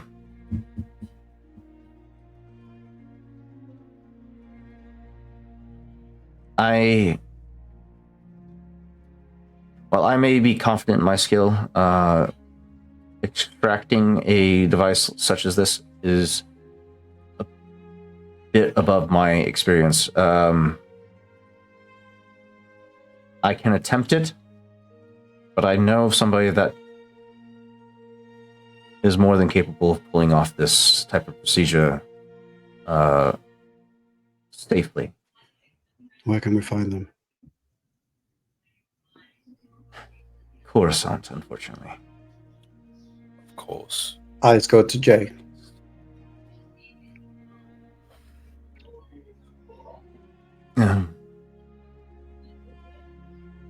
Not because of expecting anything, he's just wanting to see his reaction to the idea of like Coruscant being mentioned.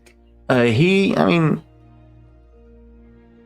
you look at him to see if there's any type of reaction. He doesn't seem to be swayed in any particular way. He seems more eager to help in this moment. He wants to prove himself, and you get a sense that maybe he's not homesick at all in the moment. He's more worried about his survival, because his survival is dependent on Chav's survival during this surgery. So, as Coruscant's brought up, it doesn't even register with him for the most part. Do we know how far Coruscant is from where we are right now? Not far at all, actually. We go to the galaxy map here. Galaxy. Would this Activate. person be willing to meet us here? Or would you say it would be safer for us to meet them there?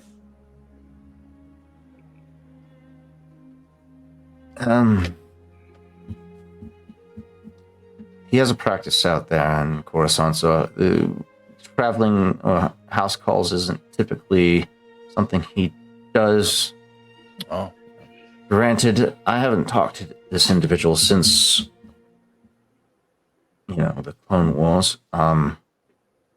So he's going to be well into his years.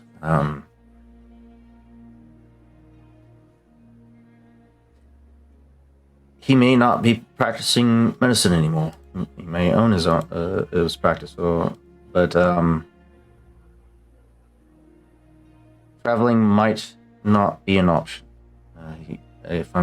My memory serves, he's well into his 70s at this point.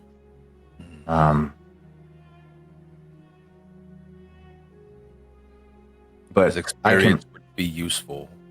but I don't know how much time we have, as we are not sure if by making this stop, if we're being monitored. I know it's not ideal. My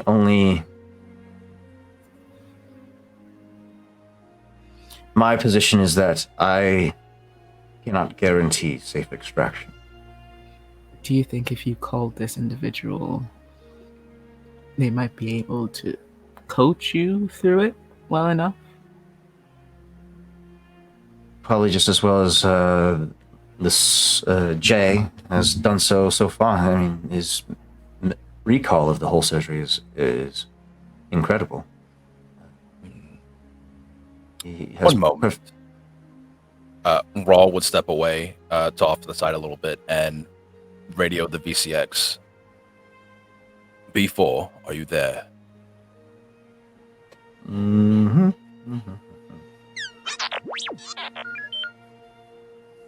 As Rawl does speak binary now, do you have knowledge on cranial surgery with Dr. Bess? You get back minor head wounds, sutures, nothing invasive. But he comes equipped with various tools to include plasma cutting torches and laser cutting implements. Can you access the Galaxy Net from here? He Telling this droid to Google brain surgery? Yeah. Yes, I am. We're gonna trust a droid with a YouTube video? Yeah, he's a medical droid. He'll understand. Let's have him do a. What would this be? A medicine or computers? This would be a medicine check, I guess. Yeah, hard medicine check. Technically, if they're accessing the information, that's a computer because they're obtaining the information. He has to find the information first, so probably 2 separate checks. Because if it's actual detailed video that he's looking for, it's probably not going to be easy to find. Probably be finding it and then seeing whether or not they're actually capable of executing. Yeah. All right. So let's do a computers check first. Hard difficulty.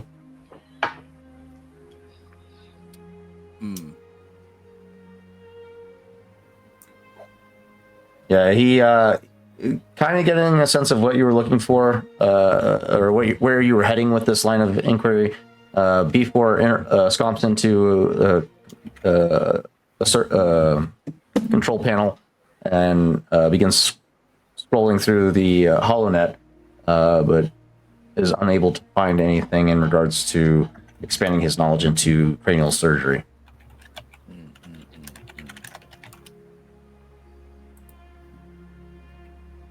With my sensibility, can I get a sense of Chav's body and like where the bomb is actually located? We know where it is. No, like how it's like connected to all the nerve endings and all that stuff.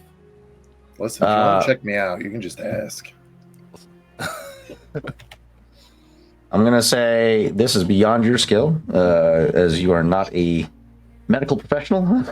Is the means of understanding the anatomy of various species throughout the galaxy. I mean, you know pressure points, you know body movement, but the various forms of life forms that are out there in the galaxy and their anatomy and how they're set up, no, not so much.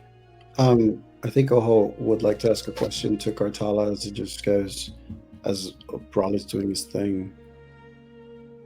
Cartala, if this doctor in Coruscant weren't alive right now,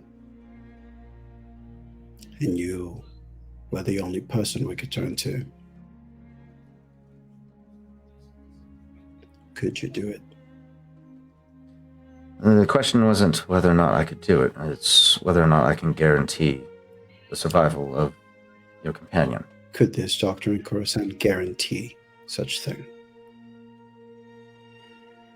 I can confidently say yes, he could guarantee it. Oho looks at Chav.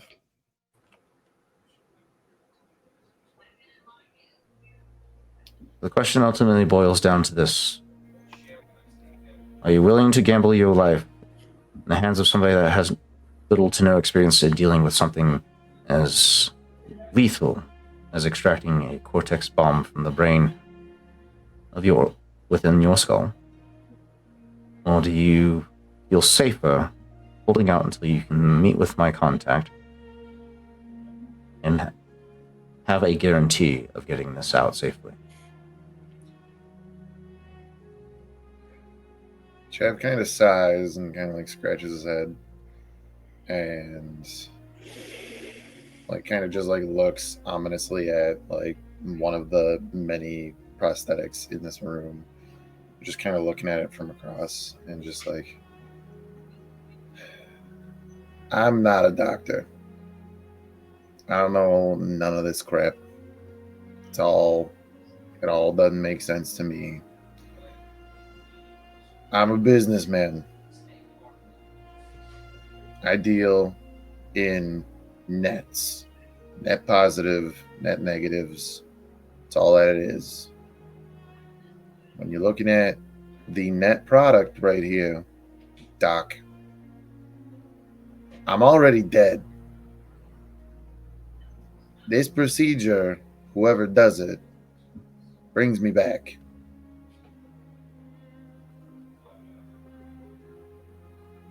So, if you feel you can do it, by all means. I ain't gonna hold a gun to your head and tell you you have to do it. So if you're saying you want this guy to do it on Coruscant, I'd imagine it's probably better for you anyway, just in case it goes wrong, and that way my noggin isn't all over your fancy dulab here. But that's semantics. If you really feel that this... Jay at this point would chirp in. Nope. Chav just keeps talking because I know what he's going to say. And Chav just goes, point is, if you're saying that's the guy, that's the guy. I don't want none of this. Do you want me to be the guy? Do you want to wait for him to be the guy? You tell me how to get this done. There is the chance that our next destination might provide an opportunity. However, that is very slim. And also, more people means more questions. No. Right now, for this, the options are here or Coruscant. And if Coruscant is the choice, then we will need to plan accordingly.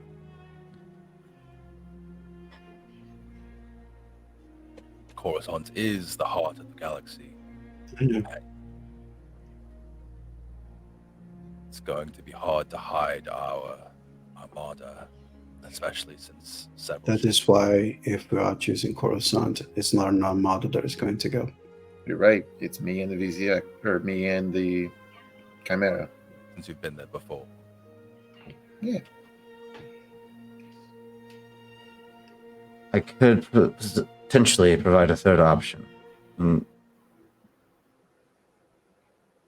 If you grant me time, I can begin working with the information that your companion Jay has provided and familiarize myself with this procedure.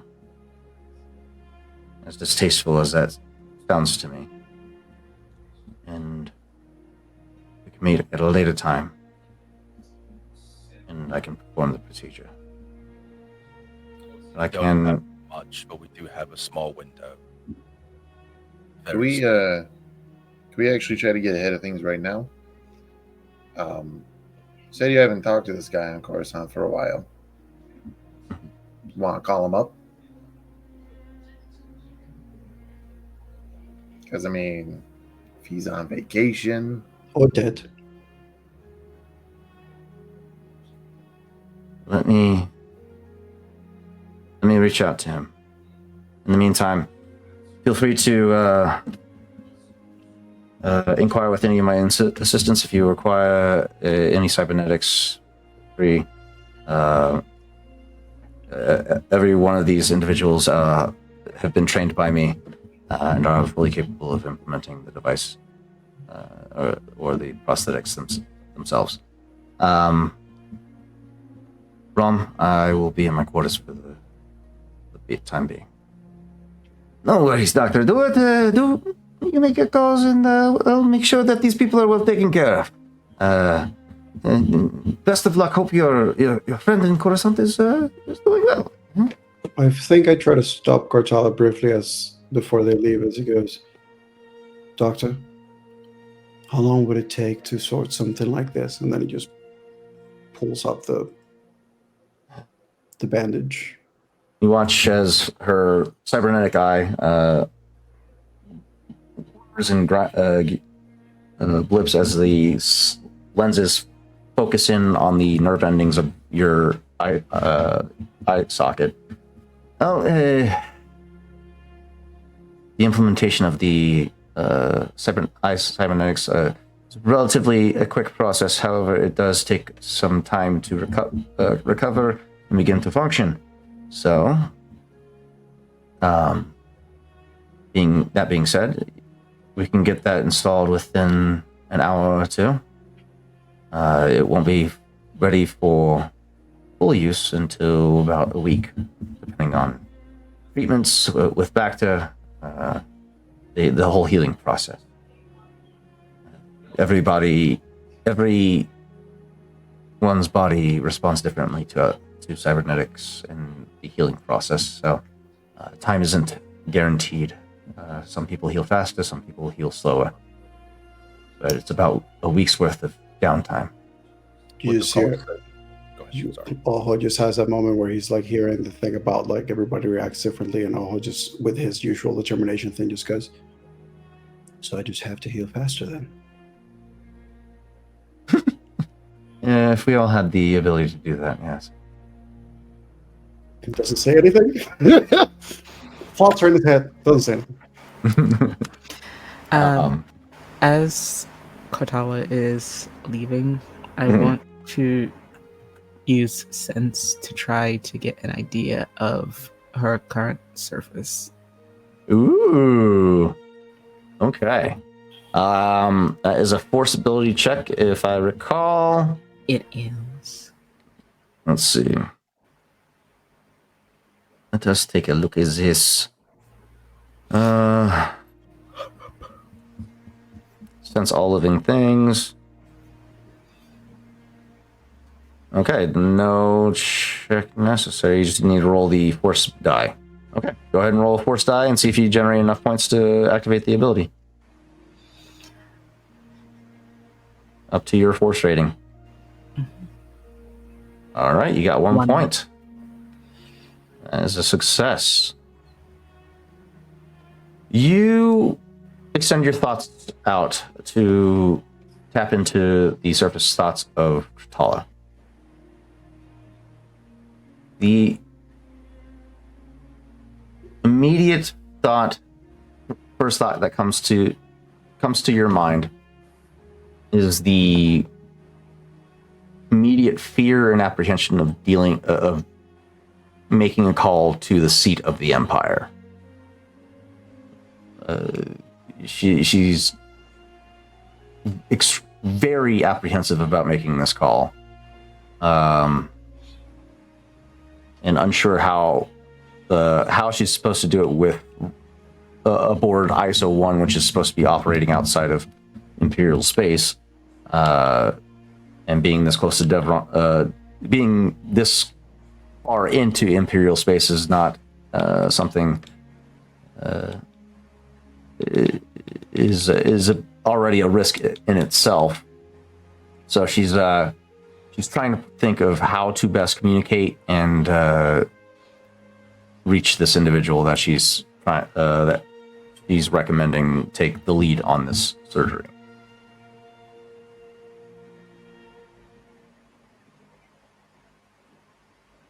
Would. I mean, I don't think Ego knows this yet. Or maybe they do because they're here, but we do have an Imperial ship with like clean slate. So that's an option that we can offer. Mm-hmm. Is there a way to ping off from here to make it look like it's coming from the ship? I mean, the ship is just above the ravine, so we could just someone escort her there to do the call. Mm-hmm. Hopefully, she won't have too many questions. But I mean, it's an option. Okay. I think as Cortala is exiting, Ego will say, Doc, one sec. Yes, what can I do for you? It's not so much what you can do for me as what we can maybe do for you. I tend to have a nose about these things. And I'm feeling a little bit of reluctance about this call. I'm going to presume that the guy isn't dead and that's why you're not reluctant. But, you know, I've been thinking it's Coruscant and everything, and our friends here might have something that might be useful to you. That is. A ship that is of imperial nature. I see the face of a question. Don't ask it. I'm almost afraid to ask. And how would this ship of imperial nature be a? And as she's asking, he slowly comes to the realization what you're presenting to her. Oh. And where is this ship? Yes, Chavista. As another alternative, something else that is also on the Nathon Chimera is a Carbonti United Electronics Whistler, which scrambles comm signals for decrypt that you would need a certain code to decrypt it.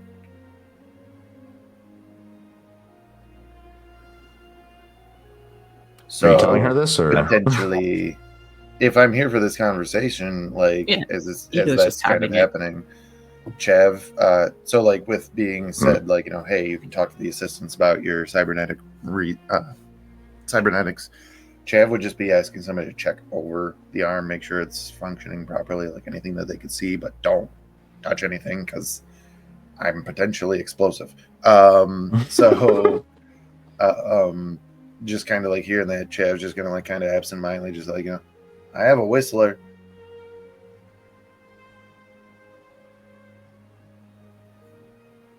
good for you. Yes, you don't know the smuggling ways, Doctor. Chav has the capabilities to scramble communication so that you can be traced, essentially.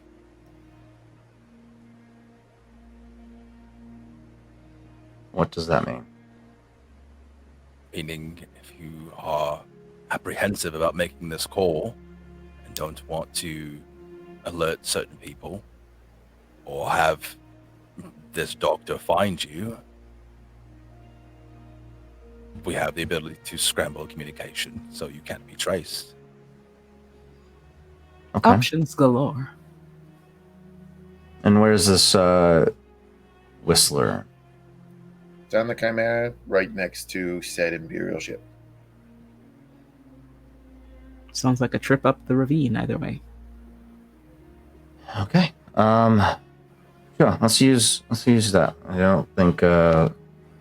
As she turns to Rom, I don't think President Vice Tech would be too keen on me making a call to the seat of the Empire from a mobile base of sorts. And Rom just nods happily. Yes, that would be ideal. Please, let's not draw attention to a black market ship, shall we? No? I'd like to maintain my mobility and options, if we could. I suppose. I love that for you, Rom. I suppose while all of that is happening, I could stay here and get this sorted. Yes, and she raises her arm above her head and gives a couple snaps as one our assistant comes over. Yes, Jimmy will be able to assist you with this. She's very skilled, steady hand, and she'll be able to get the device implemented. We have a selection available for your usage. Is there a specific function you're looking for? What's the best you got? We have one that has the capabilities of night vision, thermal vision, and very telescopic vision. You're able to see a little bit further with the one eye. It's pretty unique function.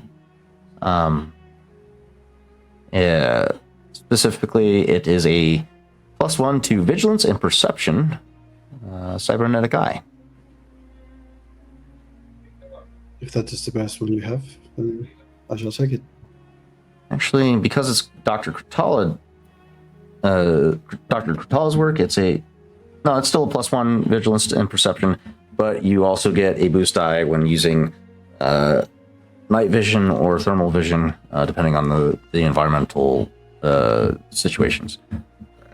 Obviously, no boost if you're using night vision during daytime, but. But wait, isn't that the previous? I would say night vision. I would say night vision would remove a setback. Thermal vision would give you a boost die. Okay. I mean, if that's the good one, give me the deluxe. The other one that she has would be an appraiser's eye. That gives you real-time feedback of what the items are worth whenever you're shopping. So you can. I would say the telescopic, like getting perception, vigilance, telescopic thermal, all that stuff is probably Oho's alley. If we're going between like something like that and then an appraiser's thing. Let me see. Make sure that there's no other cool. And we can determine. We don't have to decide that now. We can just an eye is getting installed. Which one it is, we can figure it out. There's also a retinal implant, so a cybernetic eye that replaces the retina of the eye to full scanners that are that use biometrics to the eye to lock devices and whatnot. To lock devices? So you know how some security forms implement biometrics for securing things, like an eye scanner and whatnot. This implant can fool that eye scanner into thinking that it's the correct retina that is used. Technically, that one is not necessarily like replacing an eye. That one is an addition to an existing eye. We're saying retinal implant. You're saying retina. Yeah, so it's basically adding something into the basically functioning eye. Yeah, you're right. I mean, I was gonna potentially incorporate it into the cybernetic eye. If you're open to it, I'll take it. Yeah, I'm giving you options here. Yeah, I want to know. Just put them all in the cart. I'm a Prime member, so Put the goodies in the bag. Prime before. Put it in my hand before I order it. Put the cybernetic in the bowl. Just In the bowl. put 7,500 times 4. It's a $30,000 implant. dollars. Damn it. 30,000 America got 30,000 vampire. credit. Plus, let's do a retinal implant. That's 1,250 restricted because it helps you break into things.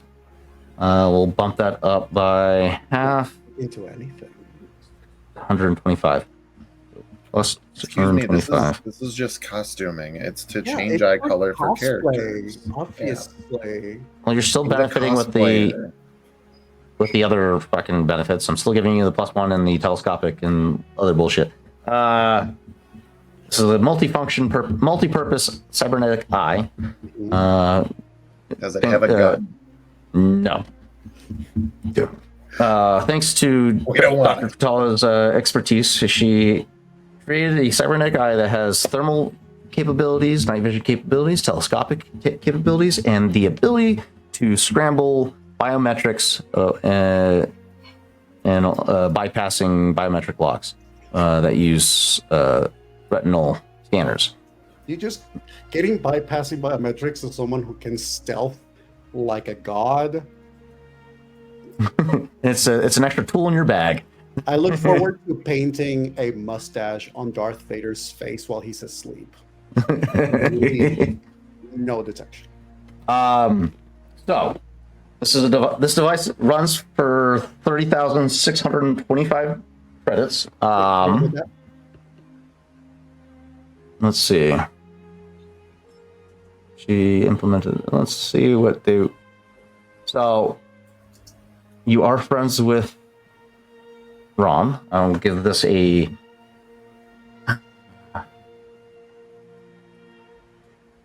10% discount.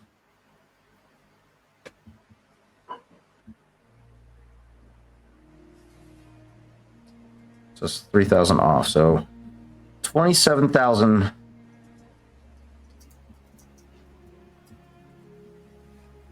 Yeah, 27,000.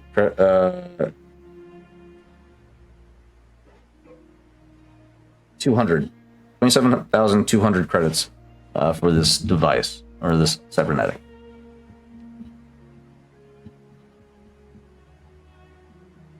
Oho is going to take a moment and consider and say, I can give you 18,500 right now.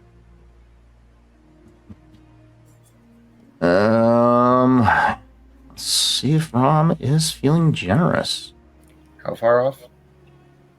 Like 10,000, less, a little less, like 9,000. Do you want me to talk to 27, him? right? Oho will say, obviously I'm willing, I'm intending on paying the rest as well. I know that it is not the most ordinary and common way of negotiating, but time is of the essence. Don't worry, I also already owe him.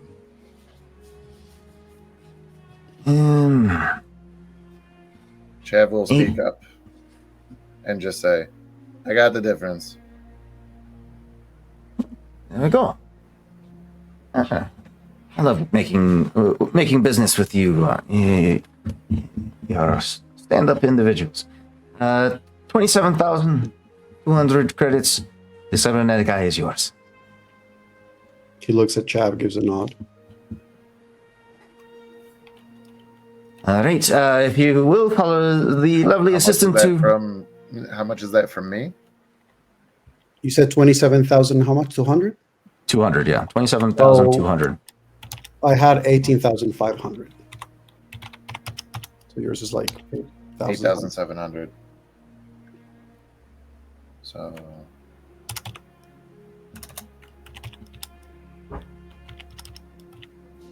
Ooh, I see what you want, Dove. I see you. She has that, yes. Probably Oho is going to look at Jay, then look at Raul. While I'm here, you're with him. Yes, sir. I'm babysitter now. Very well. Anybody else looking to get any implants today? got plenty of options for you. Yeah, but considering I don't want to waste my money just in case my noggin explodes, I think I'm going to hold off for a moment. Oh. Life on the edge. You never know when it's your last, right? I'm going to be on your table with Geralta's knife in hand probably very soon anyway. Maybe we'll do a bundle deal. Hey, you drive a hard bargain. Okay. I drive the hardest bargain. You don't even know. How about the rest of you? Anybody else looking to get implements? Well, You wouldn't Rom, happen to have. I'm sorry. go ahead. You wouldn't happen to have one of those Q22 retinal trackers, would you? Yes, ooh, you must be, you must love guns. Those are quite popular. Highly in demand. We have a couple available, for sure. For certain. He said a couple. You're allowed to have one. Let's see, we can part with that for, let's see, 500 times. We're looking at about 10,000 credits. Done. You're going to be an extraordinary fighting force out there, I see. All right, the implant is a quick little incision into the cornea. You know, I try to learn as much as I can about this fancy medical lingo from Katala. She gets very annoyed with me sometimes, but I like to learn new things sometimes. It's cool. But yes, see Kim over there. He is a great surgeon. He'll get you taken care of. That one will only take about 5 minutes. Not after the local anesthesia sets in. So pretty quick cybernetic implementation. Quick and efficient. Anybody else? Well, Rom, I don't know. We haven't really discussed the nature of my indebtedness to you, and how far that needs to go. But if there's one more boon you could provide, a brain implant would be most helpful. Ooh. You don't think you're already smart enough as is? This is more for... He's asking for an implant because he ain't got nothing in there. Oh, don't be so rude. Ron is one of the smartest men I've met so far. It's not so much for me per se, but to interface more with my machines. More readily. Are you looking for a cybernetic CPU? A CPU doesn't necessarily fit the function of working with droids, but it helps. I mean, sure. I just need the base model first, and we can work with what else later. However, I don't quite have the credits to fund this procedure. Raw. As I said, you have yet to tell me what I need to do for you to earn rightfully the VCX, as it is still on loan. Yes, you're already quite in debt to me as is with the VCX. Yes. This is true. However, whatever missions you have for me in the future, I'd be better equipped to handle those things.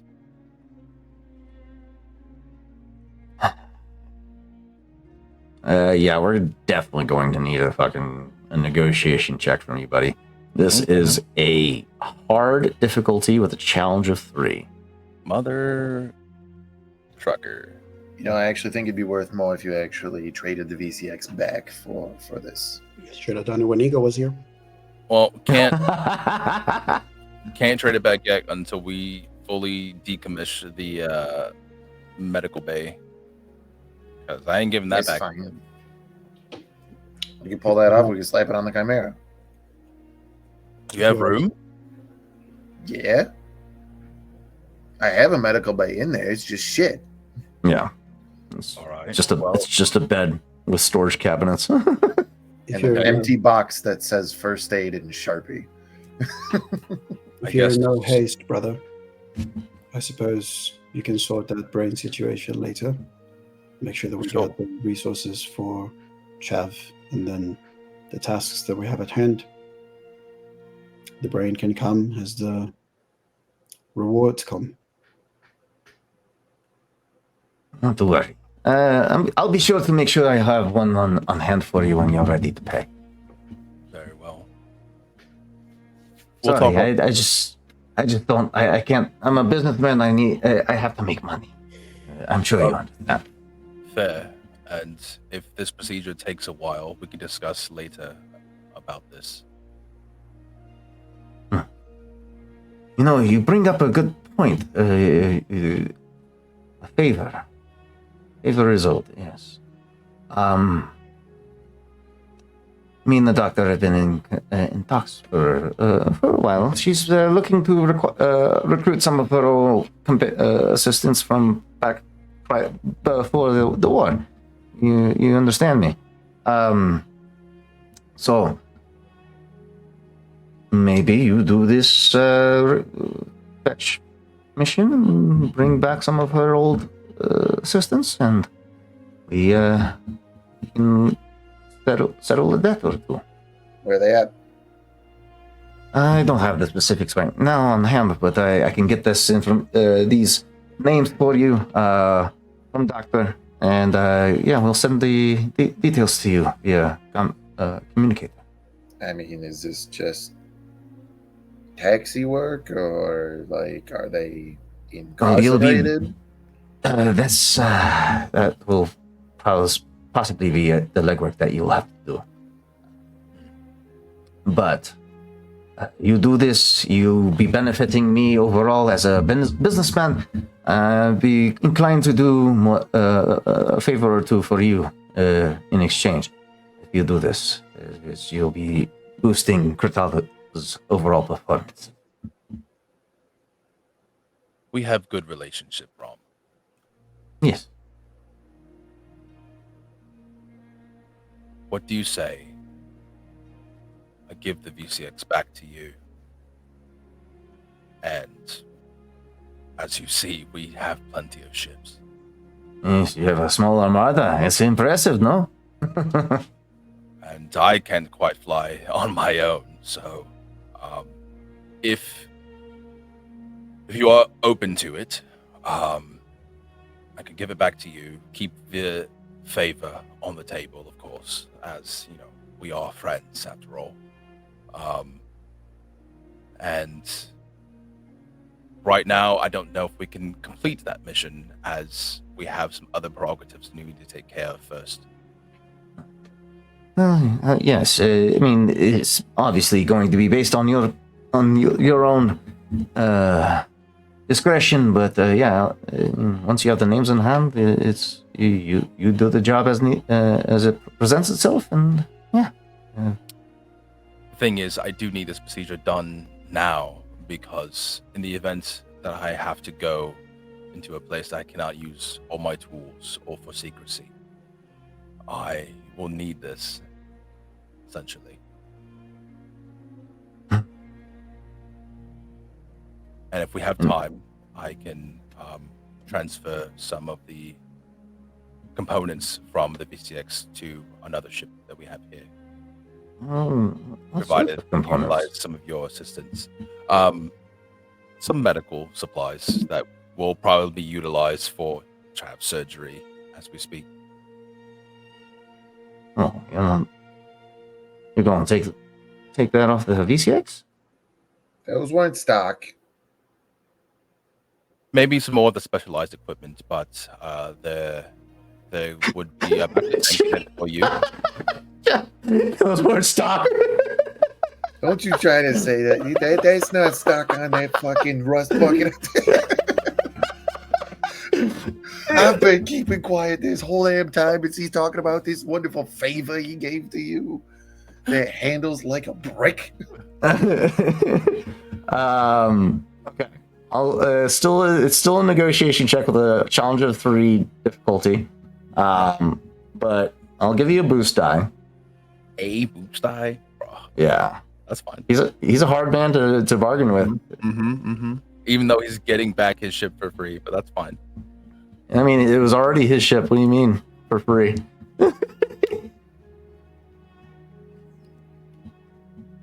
fair. Rolling. You got this. That's one success. Shit, hang on. Let me do the... Oh boy. That's not looking good. Hard with a difficulty of 3. Challenge of 3, yeah. What the? That's not happening. Well, we don't need those last 3. But it's still a failure, yeah. Yep. All right. Yeah. I mean, I could take my ship back, sure. I mean, but again, we're talking about me being making a net negative. How about a loan? What sort of loan? Mandalorian ship.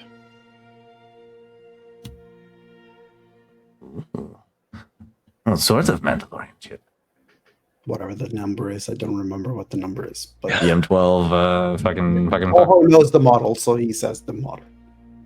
The M12L Kimogila, heavy starfighter. Ohos. Yeah, the M12. Collateral. You keep it. We bring you the money that's required for the requests from Raw. We take it back. You leave the starfighter as collateral. That is a pretty pricey ship. It is indeed.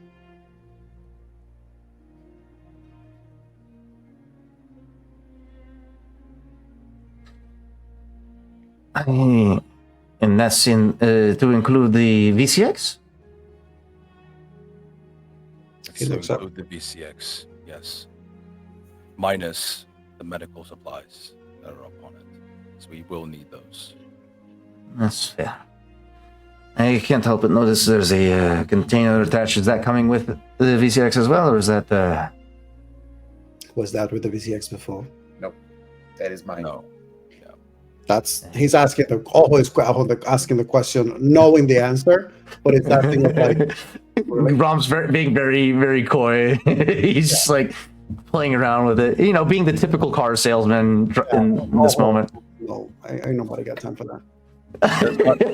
Does not come with the ship. However, we cannot transport it from here. So if you would like to hold on to it, as he looks over at Chav, for the time being.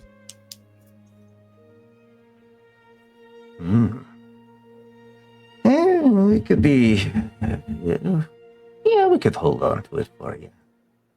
And you're a businessman. You've been in the game long enough. I'm sure you know the importance of preserving these kinds of relationships with repeat customers such as ourselves. Oh, And you know the value of someone's word. yes, and you guys have been very, very generous, and I'm just trying to make sure that the pros and cons are weighed and accounted for. That being said, you offer your offer is quite generous. I'm inclined to accept that, but I feel a little guilty as my benefit outweighs yours. So I'd be inclined to sell you another cybernetic as long as it stays within the 150 credits that Starfighter is worth. Base value. Before market. I mean, Plus yes. tax. And interest. The ship is staying with you as a collateral to make sure that Raul can get the things that he needs. Yeah. Once we are able to get the money, we shall retrieve it. And he just looks at Raul and Chav and the others and he goes, to ask for more means to have to need more time and more credits before we can get this back. Indeed. Which I would hope by that time I will be able to complete the favor in return with more assistance for Dr. Gratola. So we focus on getting the brain now. We try to help Cartala as much as we can. And as we start to do that, as a way of payment, we'll be able to retrieve our ship back and then perhaps you can offer us some extra in cybernetics. Very well. And as a favor, I'll waive the interest fee that I usually implement on loaner type cybernetics like these. So not to worry, no interest for the first year. If it takes longer to pay me than that, it is a 17% interest. Just so you're aware. If it takes longer than a year, I'd be dead, Rob. You never know. I'm just putting it out there. You will get what you require. I've been stiffed before, but you don't look like the type to stiff me, so I trust you. Just, get me my money within the year and no interest. Sound good? And he sticks his hand out. Be prepared, my friend. This is a very invasive procedure. You're going to be hurt. I've been invaded before. Hey, yo. No context, just let Lily That's on where the we're table. Fade to black. It's at this time. Let's go ahead and take a quick 5-minute break. A lot of shopping done in this scene. I do apologize, but I wanted to get my kitties all the cool little gadgets that they can get with Dr. Katala and her assistants. So don't go anywhere. We'll be back in 5 minutes. Get yourselves refreshed, resituated, and we'll continue the story shortly.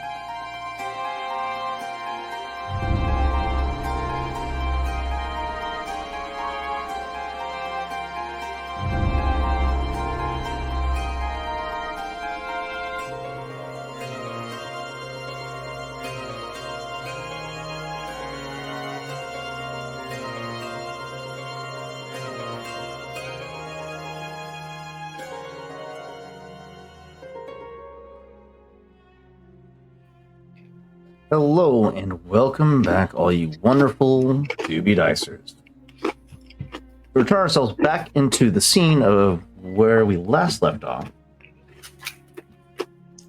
The crew has began to undergo some minor, while other more major surgeries during the time of which Dr. Patala and Ego make for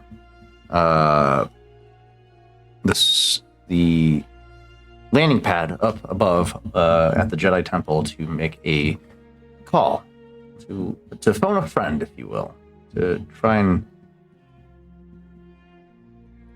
figure out how to navigate a explosive matter located in one's head. Some of the implementations go by relatively quickly. Dove's retinal implant is just a quick incision to the scleria of the eye. The implant inserted just under the lens, and a quick little suture is made, not suture. Laser is applied to seal the wound, and the healing process begins almost immediately. Rawl, however, is undergoing a more invasive and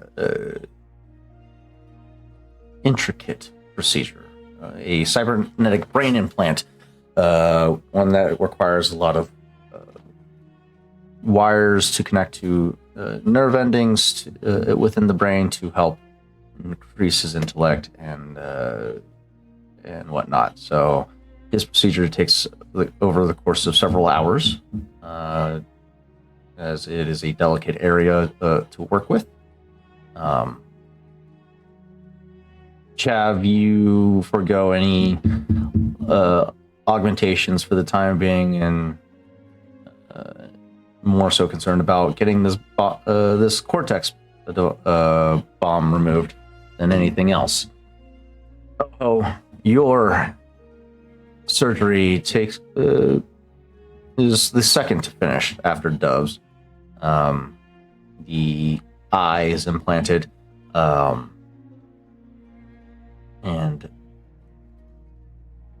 soon after they begin to make localized injections with Bacta and antibiotics to begin the healing process. So the nerve endings will connect with the circuitry of the eye itself. The initial feedback is a bit disorienting as you get flashes of bright lights for the first time after a few days without vision from this eye. For the time being, this will, for the next couple days during your healing process, depending on how your healing checks go, you will have to deal with 2 setback die to your perception checks until this healing process is done, potentially taking up to a week in game. But that can go by pretty quick given travel time. That being said, Dove, you have 1 setback die to your perception check for the time for the next 24 hours while your eye heals. I would say about 3 days. 3 days until your eyes heal. Rawl, yours is going to be a lot longer, buddy. Sorry to say. But yeah, everybody gets their augmentations implanted relatively quickly. The last one to finish is Rawl. Your procedure takes over the course of 3 to 4 hours. I will say, most likely, Ojo, as soon as he's done with his, he would go to wherever Raul is doing his. Mm-hmm. Would sit on the ground close to him, close his eyes, and meditate, just trying to focus on his brother. Okay. Yeah, the process The surgery feels like an instant for you, Raul, as you're under anesthesia for the whole process. But let's see. Let's take a look. You said you wanted the cybernetic brain implant, correct? Mm-hmm. Ooh, it's a $40,000 implant. Yeesh. Yeesh. With the rarity, yeah. Mm-hmm. All right. Yeah. That takes the surgery itself takes 3 to 4 hours, and then the cleanup process is another hour and a half. So your surgery process takes over the course of 5 to 6 hours in its entirety. Again, this is a very, very invasive procedure, and they have to be careful and delicate with the area that they're working with. During that time of which Tala would have returned with Ego, and would have addressed Rom, as she's not very familiar with the rest of you, aside from Chav's interaction with her on Kratala or on Cholgana, but she's more beholden to Rom in this instance, and she approaches him. Hey, I made the call. He didn't pick up, but I left the message.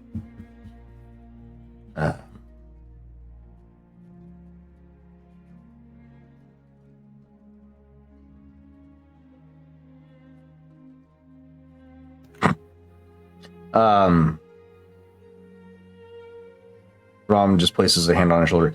I'm sure he's busy doing whatever it is older people do. What is he, by the way? Human? Feel like Duros? He's human. So 70-year-old human. They tend to be well in a fragile state at that point in their lives. So maybe he just couldn't get to the communicator quickly enough. You know. Are we hearing this conversation? Yes.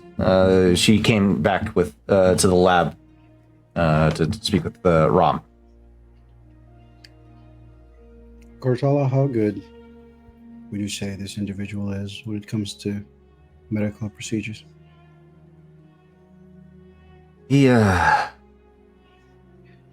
He's who I studied under. He's my professor. Would they be talented enough to potentially be a person of interest to the Empire?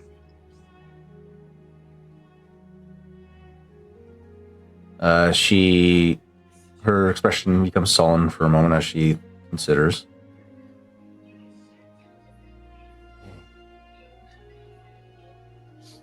He taught at the University of Coruscant, so I mean, if he wasn't already the person of interest for the Empire, I'm sure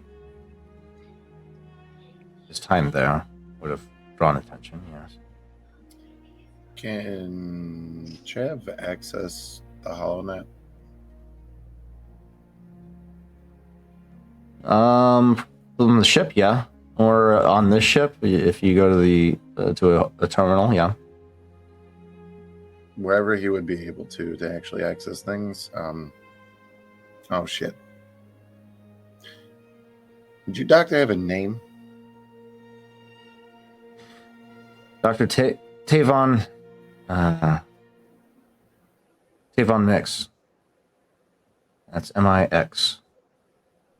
Tavon Mix. He's a brilliant brain surgeon. Learned quite a bit about how to implement the device that currently is being implemented into the role.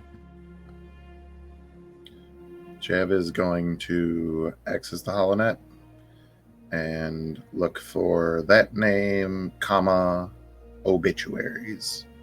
Oh, no.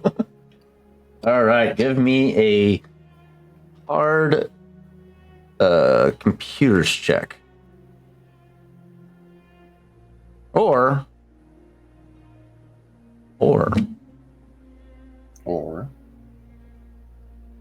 being that this is core world related, you could do an average core world knowledge check. my computers is better.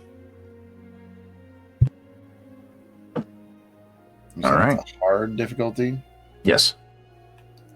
For the record, I'm probably still going to fail. If it's computers, would you like Oh an my assist? god, I succeeded. Hmm?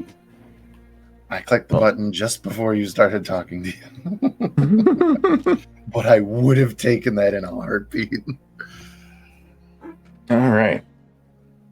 You search the HoloNet specifically for the name Dr. Tavon Mix in the obituary section of the internet, of the HoloNet. You find a article regarding a renowned professor who passed a year before peacefully in his sleep, surrounded by his loved ones and family, and is deeply regarded by the students that he tutelaged during his tenure at the University of Khorasan.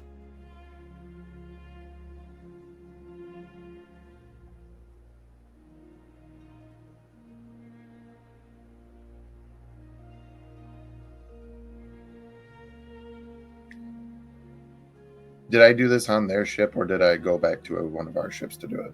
That's up to you. For convenience, if I would have done it on this ship, because it's right there, Yeah. Chav is clearing the search history and closing the window. Okay.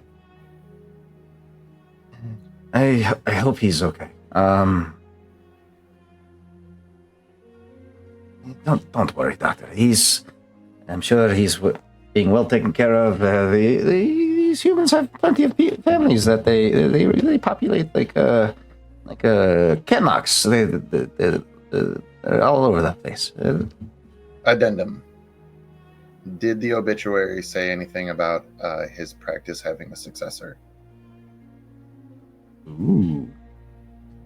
There would not be any in regard to his practice in his obituary. Because sometimes that's in there, like, oh, well, this guy owned this store and now that belongs to his son. You caught me right before I was going to say. His practice was carried on by his eldest son, Martin Mix. Okay. That kind of changes things. Because originally, before I asked that, Chav was just going to tell her, I don't think that we got time to wait, and just kind of have her do the procedure. But this... Actually, that's a good point. Can I search for the practice specifically? It's been a year. Maybe it was shut down or something like that. That's going to be a second computers check. Yeah. I would argue not as hard because technically it's piggybacking off the obituary, so you know where to look. So an average difficulty, maybe? Yeah, I'll say average. And do I have help from a dove?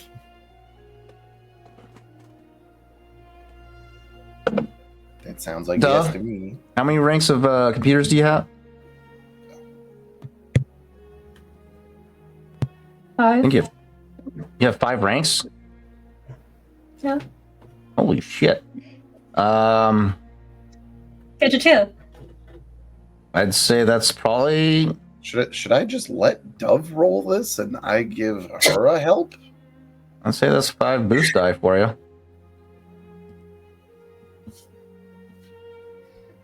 Is that how it's hovering over your shoulder? am I gonna have like just when is Chav gonna be like, I can't quite find the thing, and Dove goes, move. More into the wrong system, not even using the right engine. Which was look at his previously published studies, but usually has a little like Yeah, sidebar about the people actually doing the studies might be more helpful to. I would defer, like as a player, I will defer to Dia making this check, and I will offer a help action if I can. I have no ranks in computers. I have 2 ability die and a boost die. So if Chav does this check, it's computers with 5 boost, or Dove could push Chav aside and take over. I think that's the mechanically latter. better idea and the thematically correct idea. Well, to be fair, you're trying to find information about someone, you might as well ask the bounty hunter. That checks out. That's fair. Something called this. Actually, now that I say that, let me check. The character removes a setback die per expert tracker and checks and try to find follow tracks. No, does not apply to physically finding someone. Anyways, computers 1 boost die. Yeah, I'll give you a boost die as this is your home primary base of operations. Should I add the setbacks? Sorry, should I add the difficulty or should I leave that to you?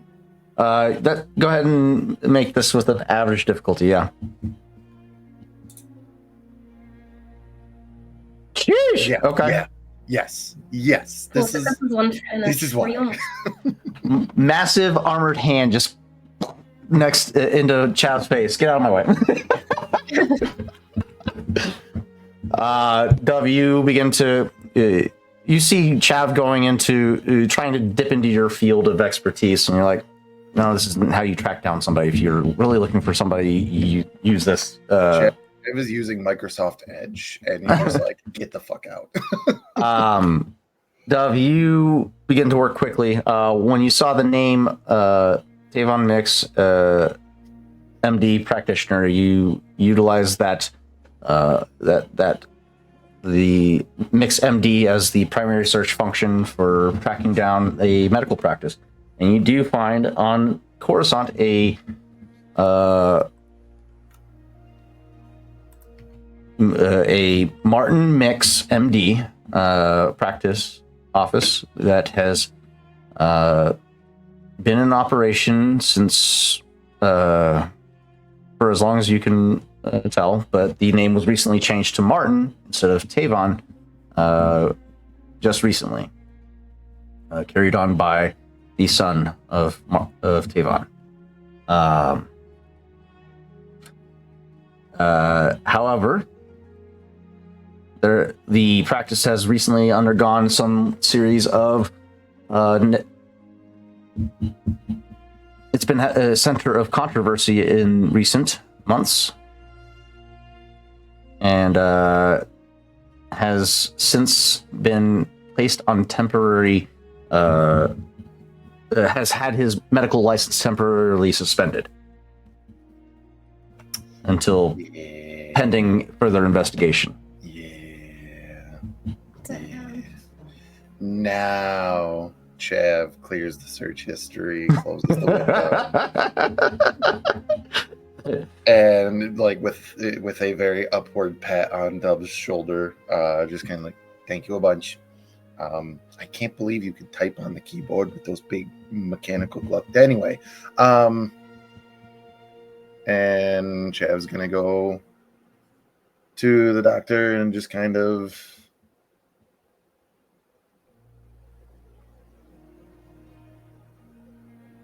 I guess technically like pull her aside.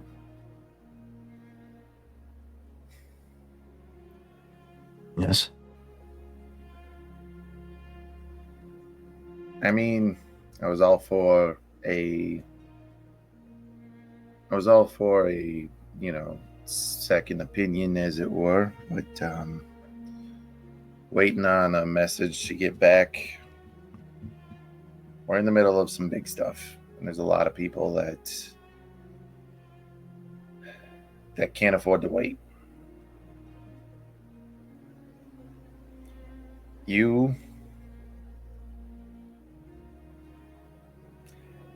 Let's just say right now you're the only person that I trust to go rooting around in my noggin. You can have the kid standing over your shoulder. You can have a medical droid. Use any of our equipment. Whatever the case may be.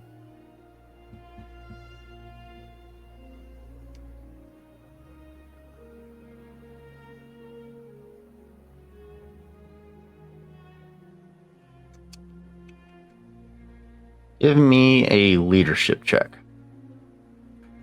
What? That was loud. Welcome to my world. Average difficulty. Could I talk you into a deception check? No. Why? Could I somehow make this a piloting space check? We're on a ship after all. Listen, I rolled the liturgy step and we have an NPC, so you have to do it. Yeah, but I got one ability die. That's it. You're rolling against 2 difficulty. The odds are pretty close. What? I believe in you, buddy. We have some triumphs on the table, too. That is true. One of those are mine, though. May I plead a case of the fact that if this doesn't work, then she's going to discover that her mentor has been dead for a year, and then I have an emotionally devastated doctor digging around in my brain. So may I use half of our light side tokens to hopefully pass this check? Gods. Go for it. You got this, buddy. I don't think I do. Just don't roll a despair. Average difficulty, you said? Yeah. I can't roll a despair. That would require challenges.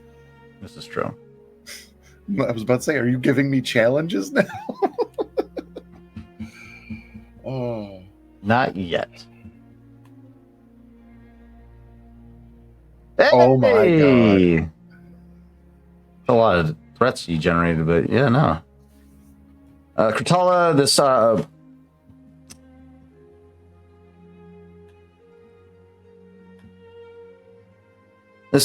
Arcanian Master Cybertech looks at you with at first concern. I'm really sure that she's the best person to be rooting around in someone's brain to remove a device that is designed to explode in the case of tamperment. But you provide this level of inspirational speech, and she takes a moment, takes in a deep breath.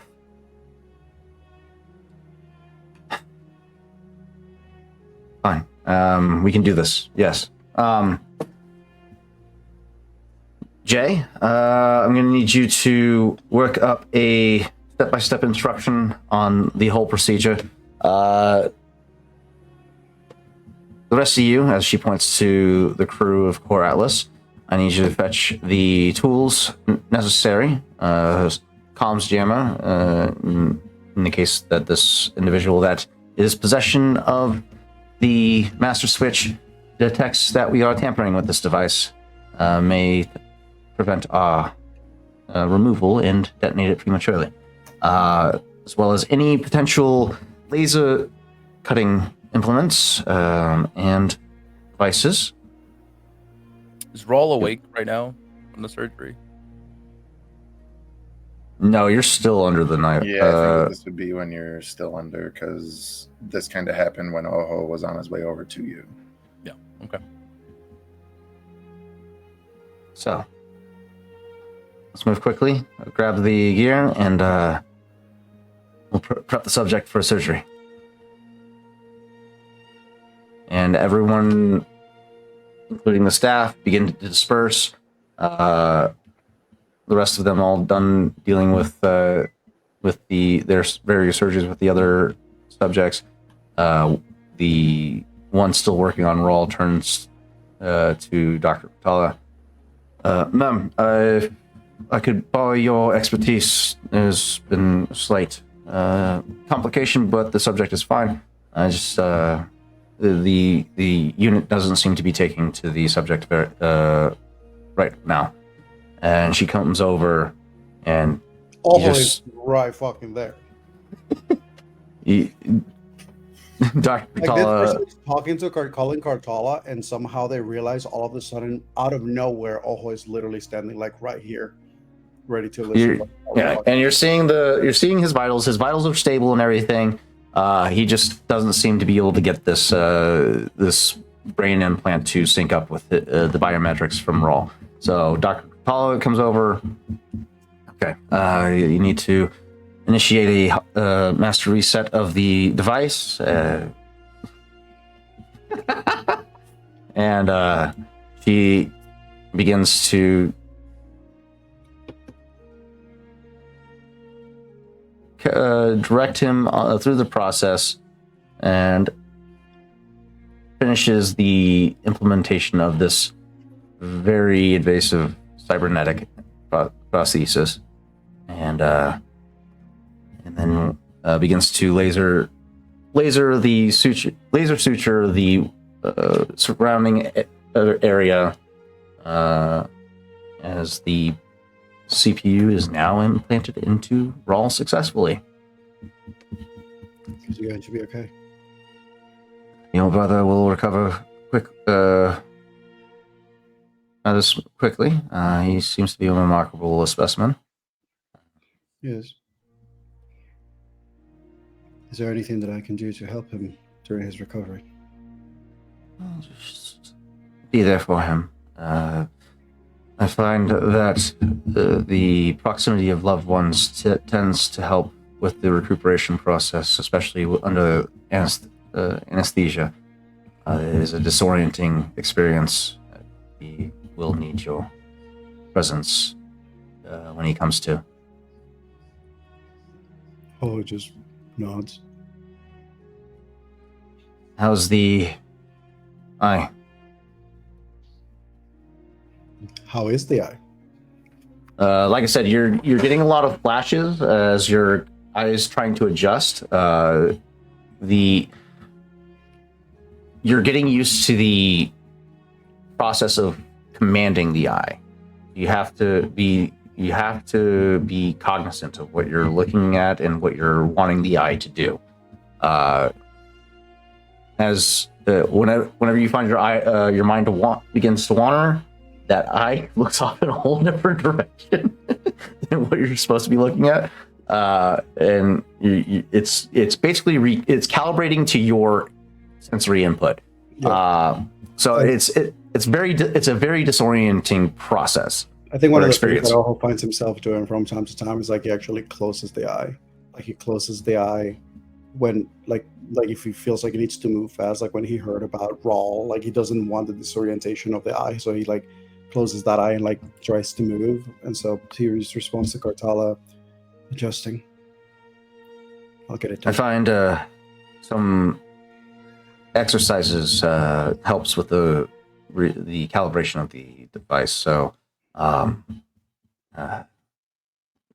like following the finger, if you do that a couple times throughout the day, it'll help with the calibration and sync it up with your real eye. Well, you can maintain its independence and be able to look in multiple directions. It is a very unpleasant experience, and it takes time to do, but you could potentially have two independent functioning eyes. Thank you. It's food for thought. But overall, as she takes your face and spreads out the eyelid to examine it overall, the healing process has begun. Your body seems to be taking the cybernetic pretty quickly. I suspect you should be fully integrated with the cybernetic within the next 2 days. Very well. If you experience any discomfort, nausea, pain, bleeding from the ocular socket after the 2-day period, please contact us and we'll prescribe any antibiotics or supplements to help with the recovery or potentially removal of the device in case of rejection. Very well. Can I stay with my brother?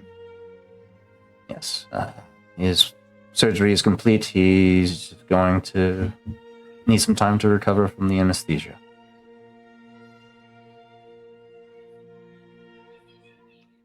Is Your Chav friend... here? Say again? Is Chav here? Chav is in...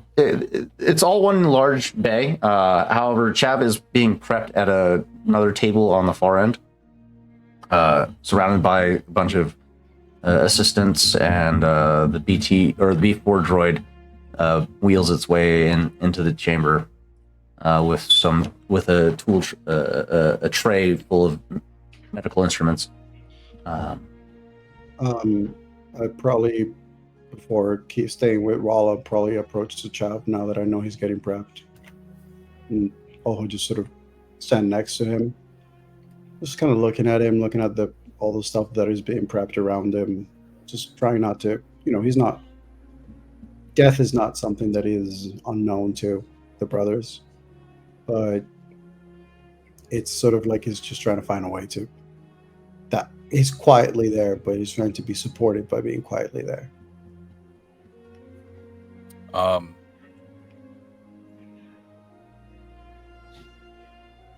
I would say Rawl is dreaming right now. As exactly to what, he probably won't remember, but you will notice that his finger is tapping on the bedside where he's lying, and you recognize it as a tune from the tribal drums from Dathomir.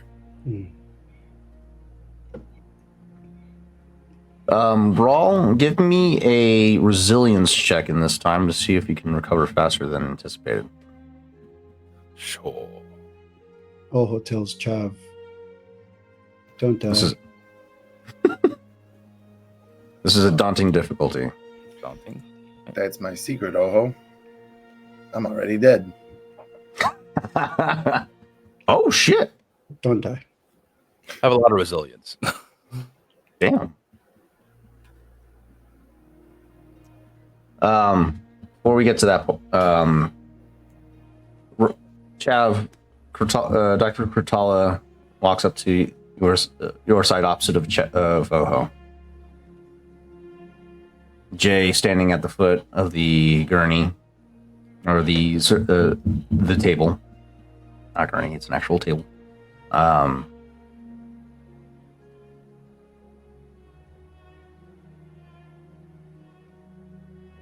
you prepared for this operation? No time like the present.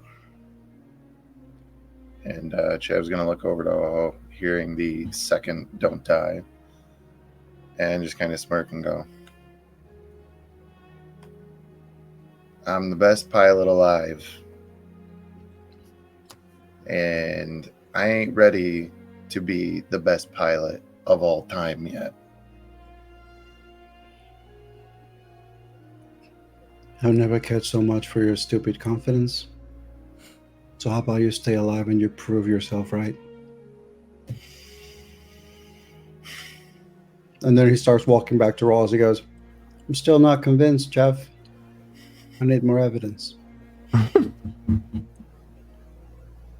I'd say that as you're making your way to Raw, you'd start to see him stir as he's slowly coming to. Chav, Dr. Kurtala begins to instruct her team to implement the anesthesia to put you under and begin the process. While her and Delaney begin scrubbing in to prep for this surgery. Delaney acting as an advisor, as Paula is the acting physician. The energy in this lab becomes very still as the situation becomes more and more prevalent of how dire it is. Allow me to fuck with that energy, because as the anesthesia is being applied, like when it normally would be, count backwards from 100, instead of counting, Chav begins singing once again one of the shanties that he has been singing as he's been piloting, and he's once again going to sing the same one that he sang to Ego when we were on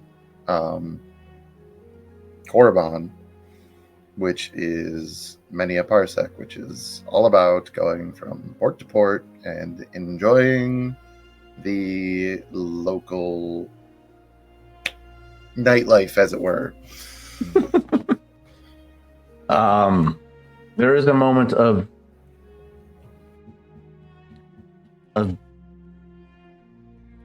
reprieve from the heavy air that that fills this lab. It is at this time, Chav, your vision begins to darken as you quickly slip into unconsciousness. As that happens, Brawl, your vision begins to brighten as you wake up from this state, disoriented, unaware of your current state, a numbed but very present migraine. You feel this sharp pressure on the back side of your head. Is that where the incision point is? That's where the CPU is. It's a very present box. It's a massive box or not box. It's a horseshoe and encapsulates the whole backside of your head. So they had to shave my head. And they had to cut out bone. So you have this massive implant that encompasses the whole backside of your head.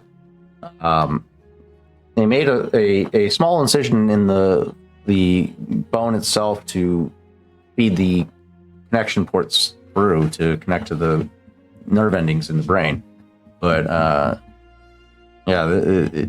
that absence of bone is is numbed but noticeable in this moment, as you feel the cold steel attached to the skin of your scalp, and it's a very unpleasant and cold feeling initially, and soon thereafter you feel the presence of your brother nearby. You also feel a hand. As soon as I sense that Raleigh's staring and waking up, Oho is there, one hand reaching for his and just holding him tight. One of the assistants that's over watching Rawl's recovery turns to you. Just make sure that he does not disturb the implant itself, as it could become dislodged and complicate the healing process. It needs to remain in place. So keep his head still as best you can.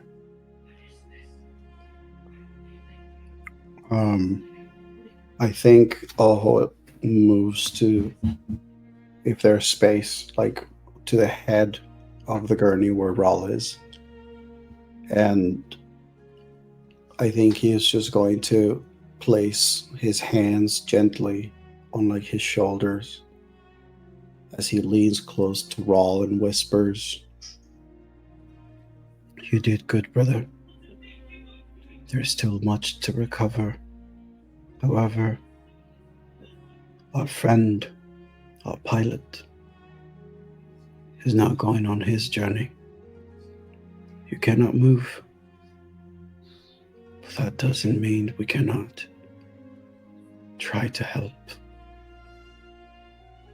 Close your eyes with me and let us try to do something that was never taught to us through the Force, that I know you want to do, just as I have. Let's be there for our friend. And Oho just leans, trying to gently put his forehead, like hovering, like he knows that Raul's head needs to be still, so he doesn't touch. He just moves it, like just very Proximity, close, yeah. proximity, so Raul can also hear like Oho's breathing and feeling the contact on his shoulders. This is just he's trying to be there for Raul, or rather with Raul, while simultaneously having Chav in his mind. I Yeah. think because he saw the tapping that Raul was doing, what Oho is using to focus is his trying to imagine and remember one of the few times that Oho and Raul got the opportunity to dance with the Night Sisters. And he's trying to imagine that Chav is there. He's trying to imagine that as they're dancing, as they're getting this opportunity to experience a level of levity that wasn't really permitted to them often, if at all, he's just whispering actually to Raul, "Do you remember the drum circle? I remember it. It was so strange. These people were trying to teach us how to kill, how to fight, how to hide. And here we were, listening to music, watching the Night Brothers play drums and sticks and wood and stone, and watch the Night Sisters turn their agilities and their deadliness into beauty. And somehow we were there. I think that was the first time that I saw you smile in a way that I thought, now I have seen him smile. I think Chav would have liked that too."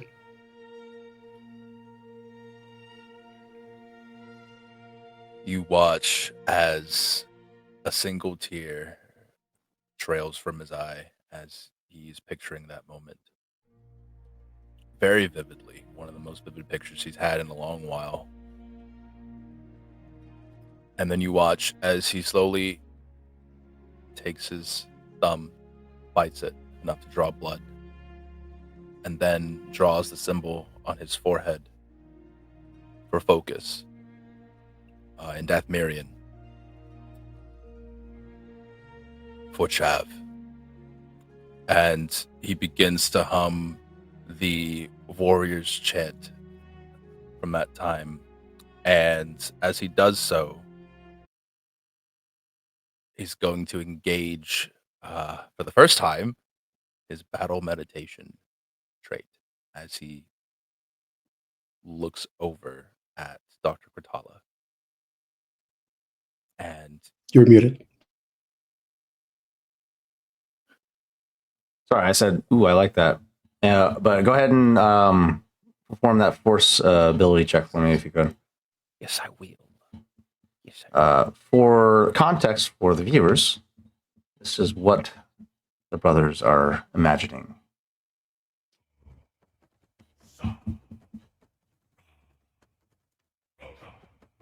Nice. Yes. I'm also going to implement 2 strain to increase my ability, my pool. Okay. 2 light side, 3 dark side. Which I think is actually exactly what I needed. Let me go scroll down. Where is it? Yeah, 2 light side. That's okay. Okay. So I'm going to use both of those light sides to only need to affect 1 target. So that would be 2 automatic successes. to check. Made to a number of engaged friendly targets up to his presence before the end of his next turn. What does it do? Yeah, it adds spend a force die to add 1 automatic success to all checks made by a member. Oh, adds a success. Okay, cool. Right. Cool. Yeah. Okay. All right. Good. Automatic success already given to you, Chav. Look at that. I like Two that. of them. 2 of them, since I have 2 light side. No, it's a force die. You didn't even have to roll. You just had to commit a force die to do it. Oh, very well. Okay. So you commit as many force die as you have available. So all 3. I want him to succeed. You got 3 successes already given to you, Chav. Okay. That being said, Dove, what are you doing in this moment during the prep phase of Chav's surgery?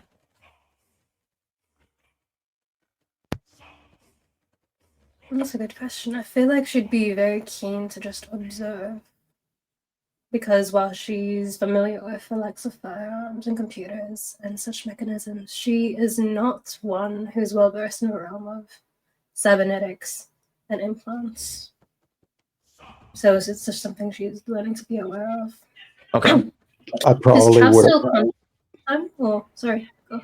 No, I was going to say that Oho probably would have told Dove, if possible, to keep an eye on the situation, particularly Jay as well, just because he knew that he wanted to beat by Rawl. And there's nobody else in the party to, keep a watch. I mean, they're in the same space, but Dove probably being closer. All right. She's monitoring, as Very well. and she knows that she has Una up by the ships, and he does have standing orders to defend if it comes to it. Gotcha. Okay. So, Dr. Kratala and her assistants all begin cutting into Chav's skull, to be specific, as Petty Officer Jarvis Delaney walks them through the process of the implementation, directing them to the exact surgical site of where the device was implanted, and the entire room is quiet. You could feel the tension as these guys work diligently, responding to Kratala's commands and instructions, as she carefully and meticulously carves into Chav's skull. Yes. Just making sure that Ren's chat doesn't get missed. Oh, yes. If Ego has something we could... Ego can probably help with the emotions of the doctor so that she can have a steadier hand. Let's take a look. Done. Thank you for the call out. You have Charmer, Move, Sense, Influence. You have Influence. Okay. I also have 6 lights out on the table now. For what? Coven For the Coven ability. trait, since they both have the Coven trait. When you have the Coven, you can reroll 1 light side token per person that has the Coven, which is the Night Sister tree. We both have it. For what ability? Does force die.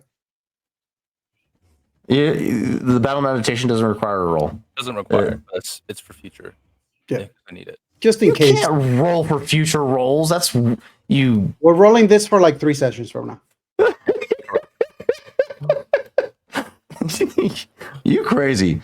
Influence to keep the dot calm. Okay, gotcha. Since you've been in her head. Okay, cool. Okay, so you need to roll special rule. Use light side when guiding and shaping thoughts only generated from lights from force points from you character may spend force points to stress the mind of one living target he is engaged with, inflicting one strain. You're not looking to strain them. You're looking to control their emotion or belief. Force Mazer may make an opposed discipline check with an influence power check. If the user spends force points and succeeds on the check, he can force the target to adopt one emotional state or believe something untrue, lasting for 1 round or 5 minutes. Ooh.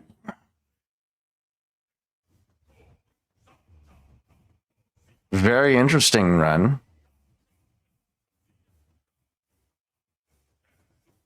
Making contact. Okay. I see where you're going. So, Ego is performing a force check in this moment.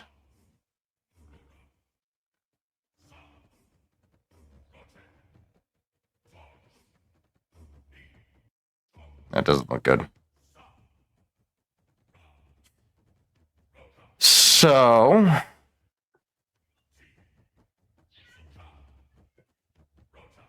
unfortunately, Ego rolls all dark side points. However, Ego, you can use dark side.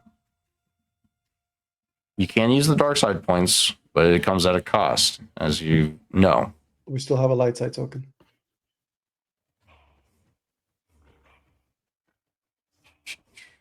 To try to reroll?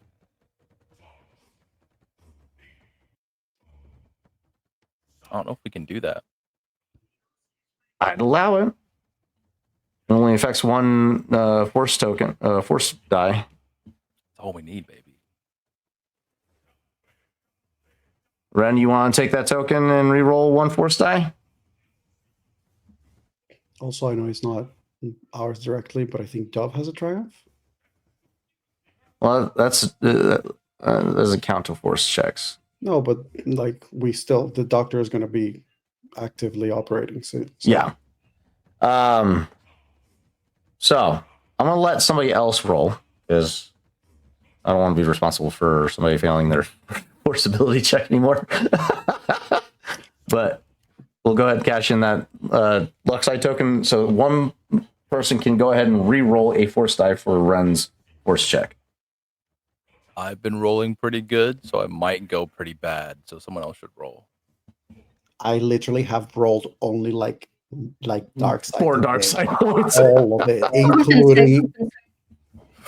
Okay, fine, I'll do it. Because I mean, the computer's gonna be like, "Hey, Let's see what happens. Hey! that's all we needed. That's all we Good needed. Lord. That's all we needed." Coven had said reroll.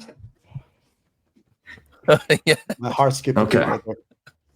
I also need a discipline check versus her discipline real quick.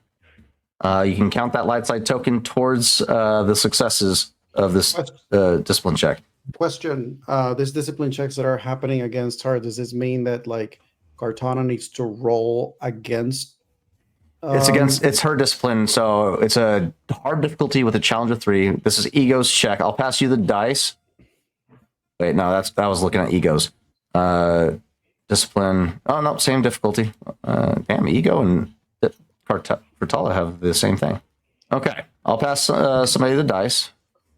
I'm going to use the once per session ability from the Night Sister tree, Sense Advantage, which allows me to add 2 setback die. No, it's not Cortala rolling. It's just that her skill determines the difficulty. I see. So it's not her rolling against it. It's just her discipline is the difficulty set. So you could use it to provide a boost to, I guess, to Ego. Well, the other question would be for later activities. I know that the ability is called Sense Advantage, and it's meant to give NPCs 2 setback die. Yeah. But I wanted to say, considering the fact that we're trying to root for Cartala, and it is called Sense Advantage, could I swap that so that instead of being 2 setback die, it's actually 2 boost die to Cartala's surgery? Well, we're currently trying to resolve After this. Yeah. Okay. Save it for now.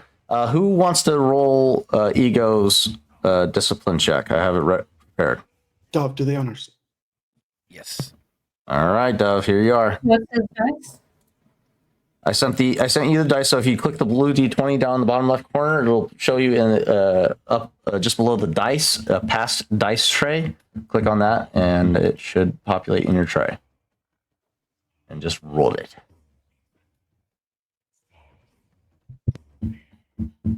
The last dice I'm seeing was from 23 minutes ago. I might need to reset this.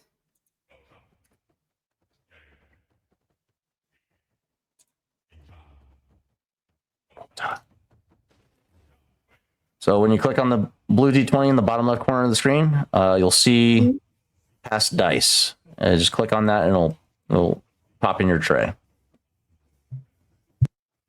Past dice? Yes. If you're not seeing that, then I'll Like dice that have been passed to you, not dice in the past. Oh, yeah, past 2? Or like, yes. no. Okay. So There's no nothing worries. here. Okay. It's 3 proficiency die, and then 3 challenge die is the So, roll. 3 yellow die. Yep. 3 yellow and 3 red. 3.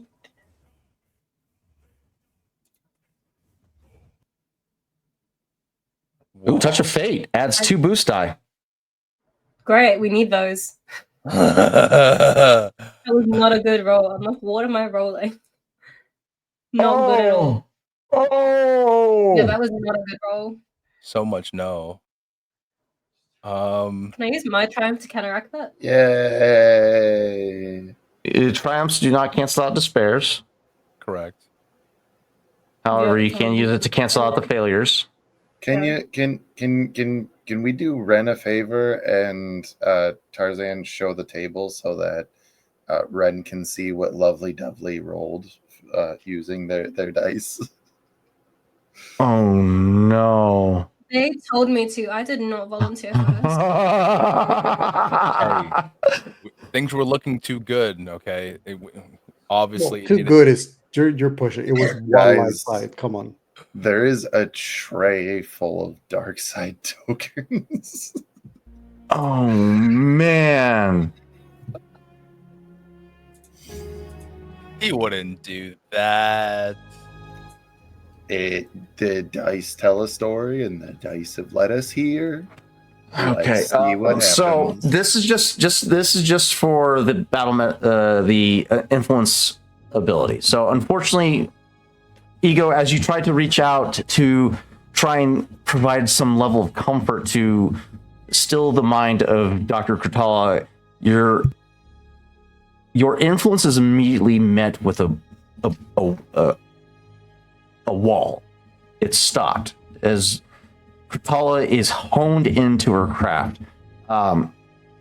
She's locked in and cut off from any influence coming in from the outside world, as she is doing what she loves to do. Granted, it is doing something that is incredibly dangerous and could potentially result in the death of somebody that is on her table. But this is still her field of expertise. This is something she was born to do. She's therefore unaffected by your ability. Is there anything else anybody would like to do in preparation of this medicine check that is about to follow? Question.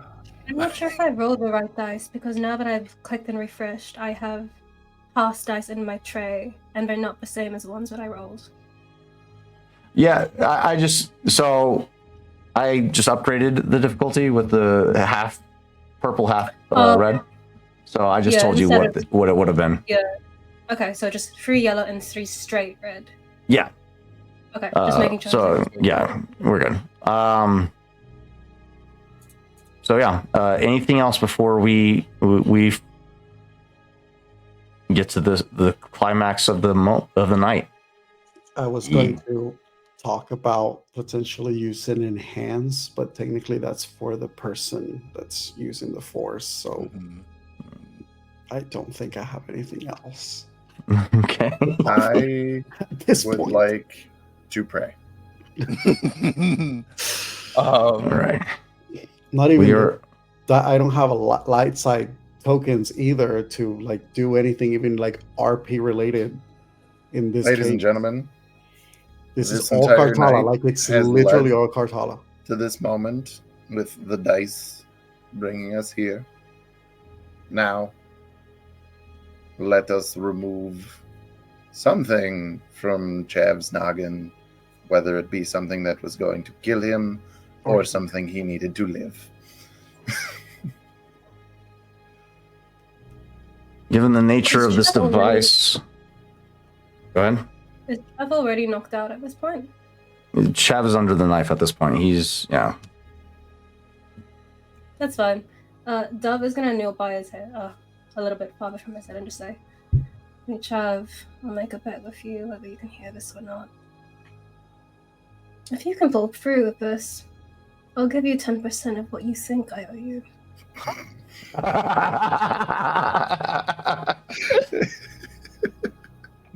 All right.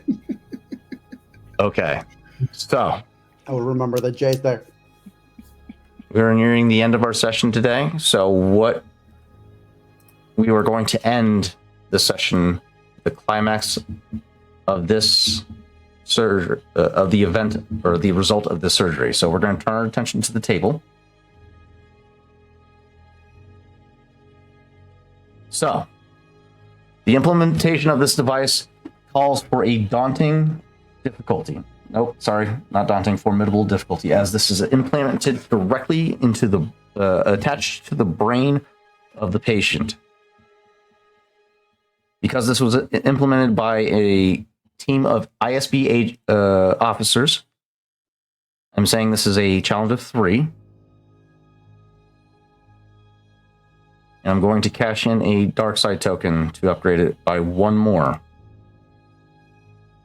Make it a challenge of 4. She has a boost die from Delaney's perfect recall. Actually, he provides 2 boost die with his perfect recall.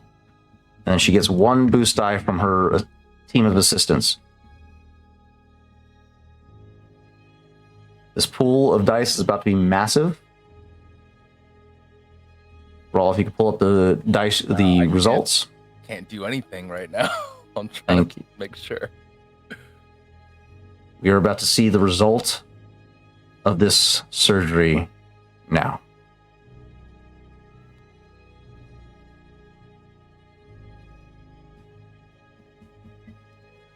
What? What does that mean? Hello? What does that mean?